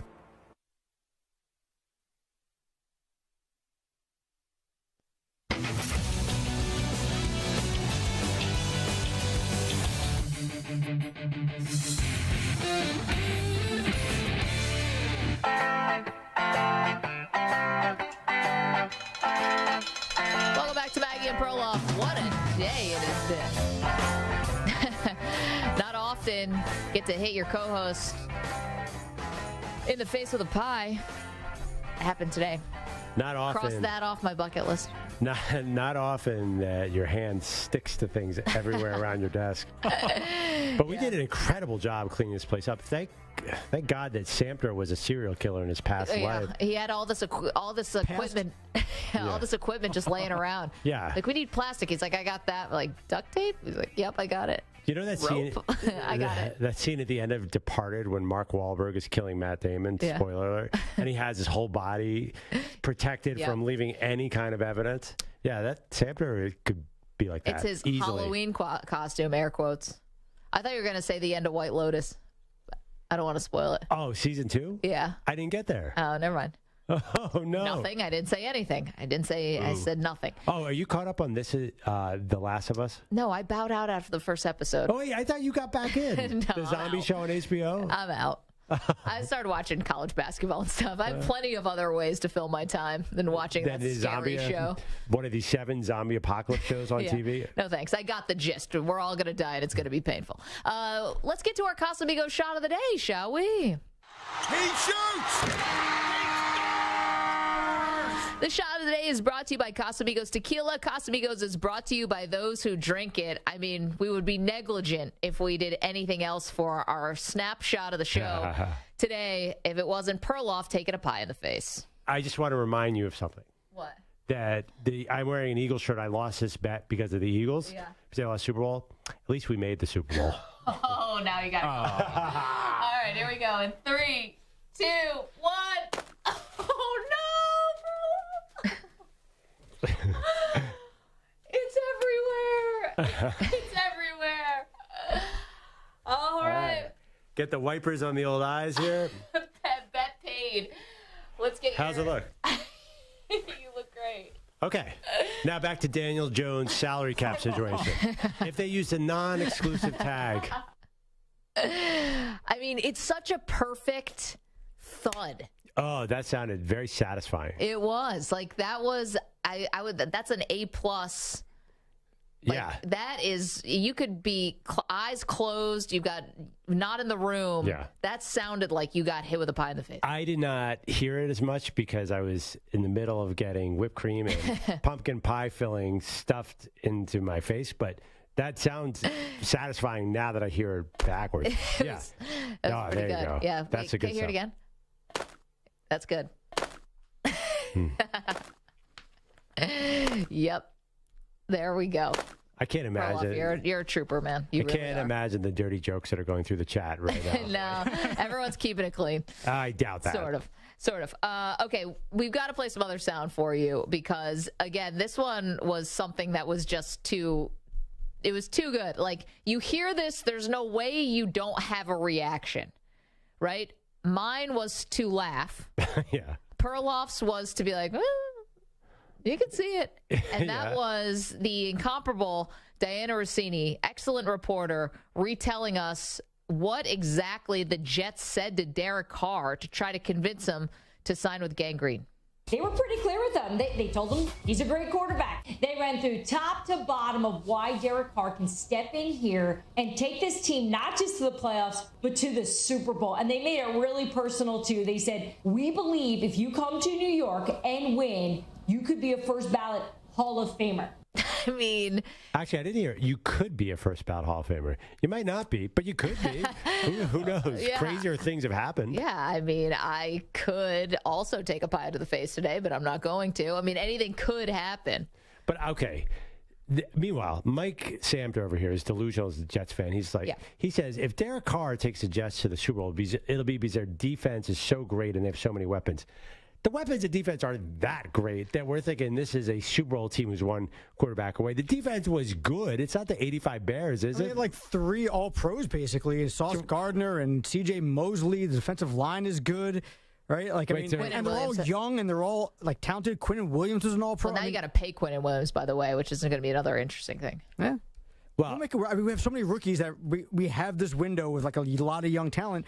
Breece Hall's coming back. Maybe Becton and Elijah Vera Tucker. We got Elijah Moore on offense and Garrett Wilson on offense. I mean, they're stacked. No, it's a good roster. But when you guys went to the back-to-back AFC Championship games, it wasn't that you had a top 5 defense. You had a number 1 defense. And it's not that you had a good offensive line. You had a phenomenal offensive line with Mangold and DeBrickashaw Ferguson. So it needs to take another step. You know, like if you're going to win and say it's not Rodgers, say it is Carr or something like that, you've got to take another step where it's not, oh, we've got a good defense, we've got a good line. We've got the best defense in the NFL, and we've got one of the best offensive lines, because that's how they made it work in 2010 and 2009. They had the number 4 defense this year, which is great. Yeah. But you have to remember, too, their offense was so bad that the other team never was playing from behind, never had to start chucking the ball. They probably ran all the time. Yep.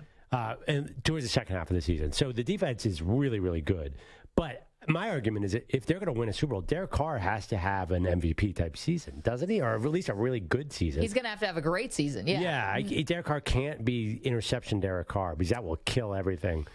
I don't think they're going to win a Super Bowl, so I don't think he's going to be a first-ballot Hall of Famer. Do you think Derek Carr's ever going to win a Super Bowl?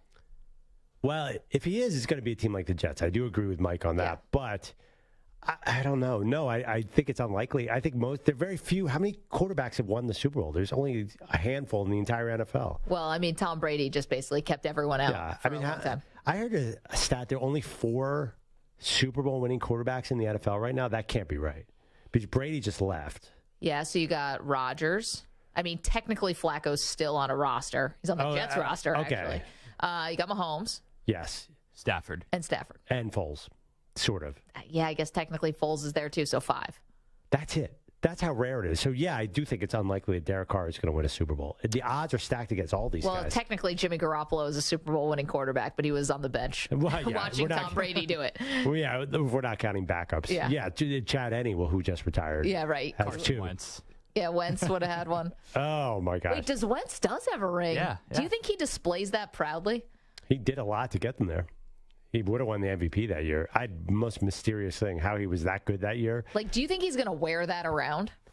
As an older player, probably. Yeah, if he's selling something on Super Bowl Media Row, why not? Because I thought it was like a source of real consternation. Like the fact that it was Nick Foles and Foles is the one who got the statue and all that, I thought was part of the reason why it stopped working in Philly.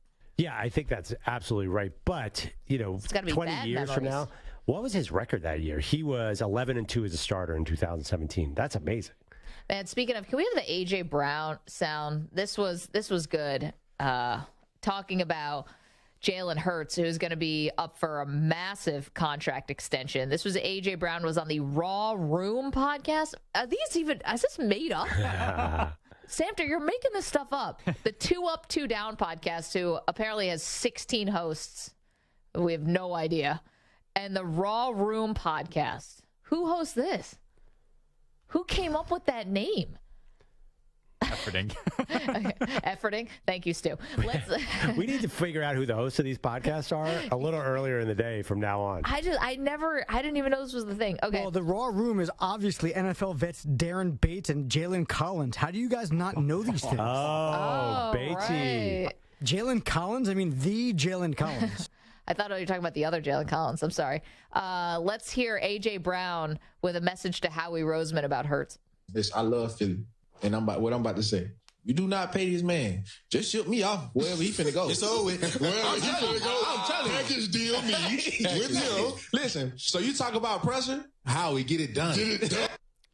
I mean, easy to say from A.J. Brown, who already got paid, Not my money, and he already got paid. Listen, I think that the Eagles are going to work something out with Hurts, but it's going to be way more expensive, I think, than anyone's thinking about right now. Yeah, I think people in Philly know it's 50. Yeah, I think people know it's going to be expensive. Yep. I think you have to appeal to them and say, look at Mahomes. Can you make it a long, team-friendly deal so we can keep these guys? We need some of these cornerbacks to stay. Are these appeals working? Work with Mahomes.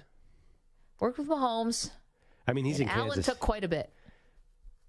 Yeah, but Mahomes is also in Kansas City, where I think the dollar goes pretty far. I think it could work. I think Jalen Hurts, if you give him enough years, yes. Wait, you think this is a cost of living type thing?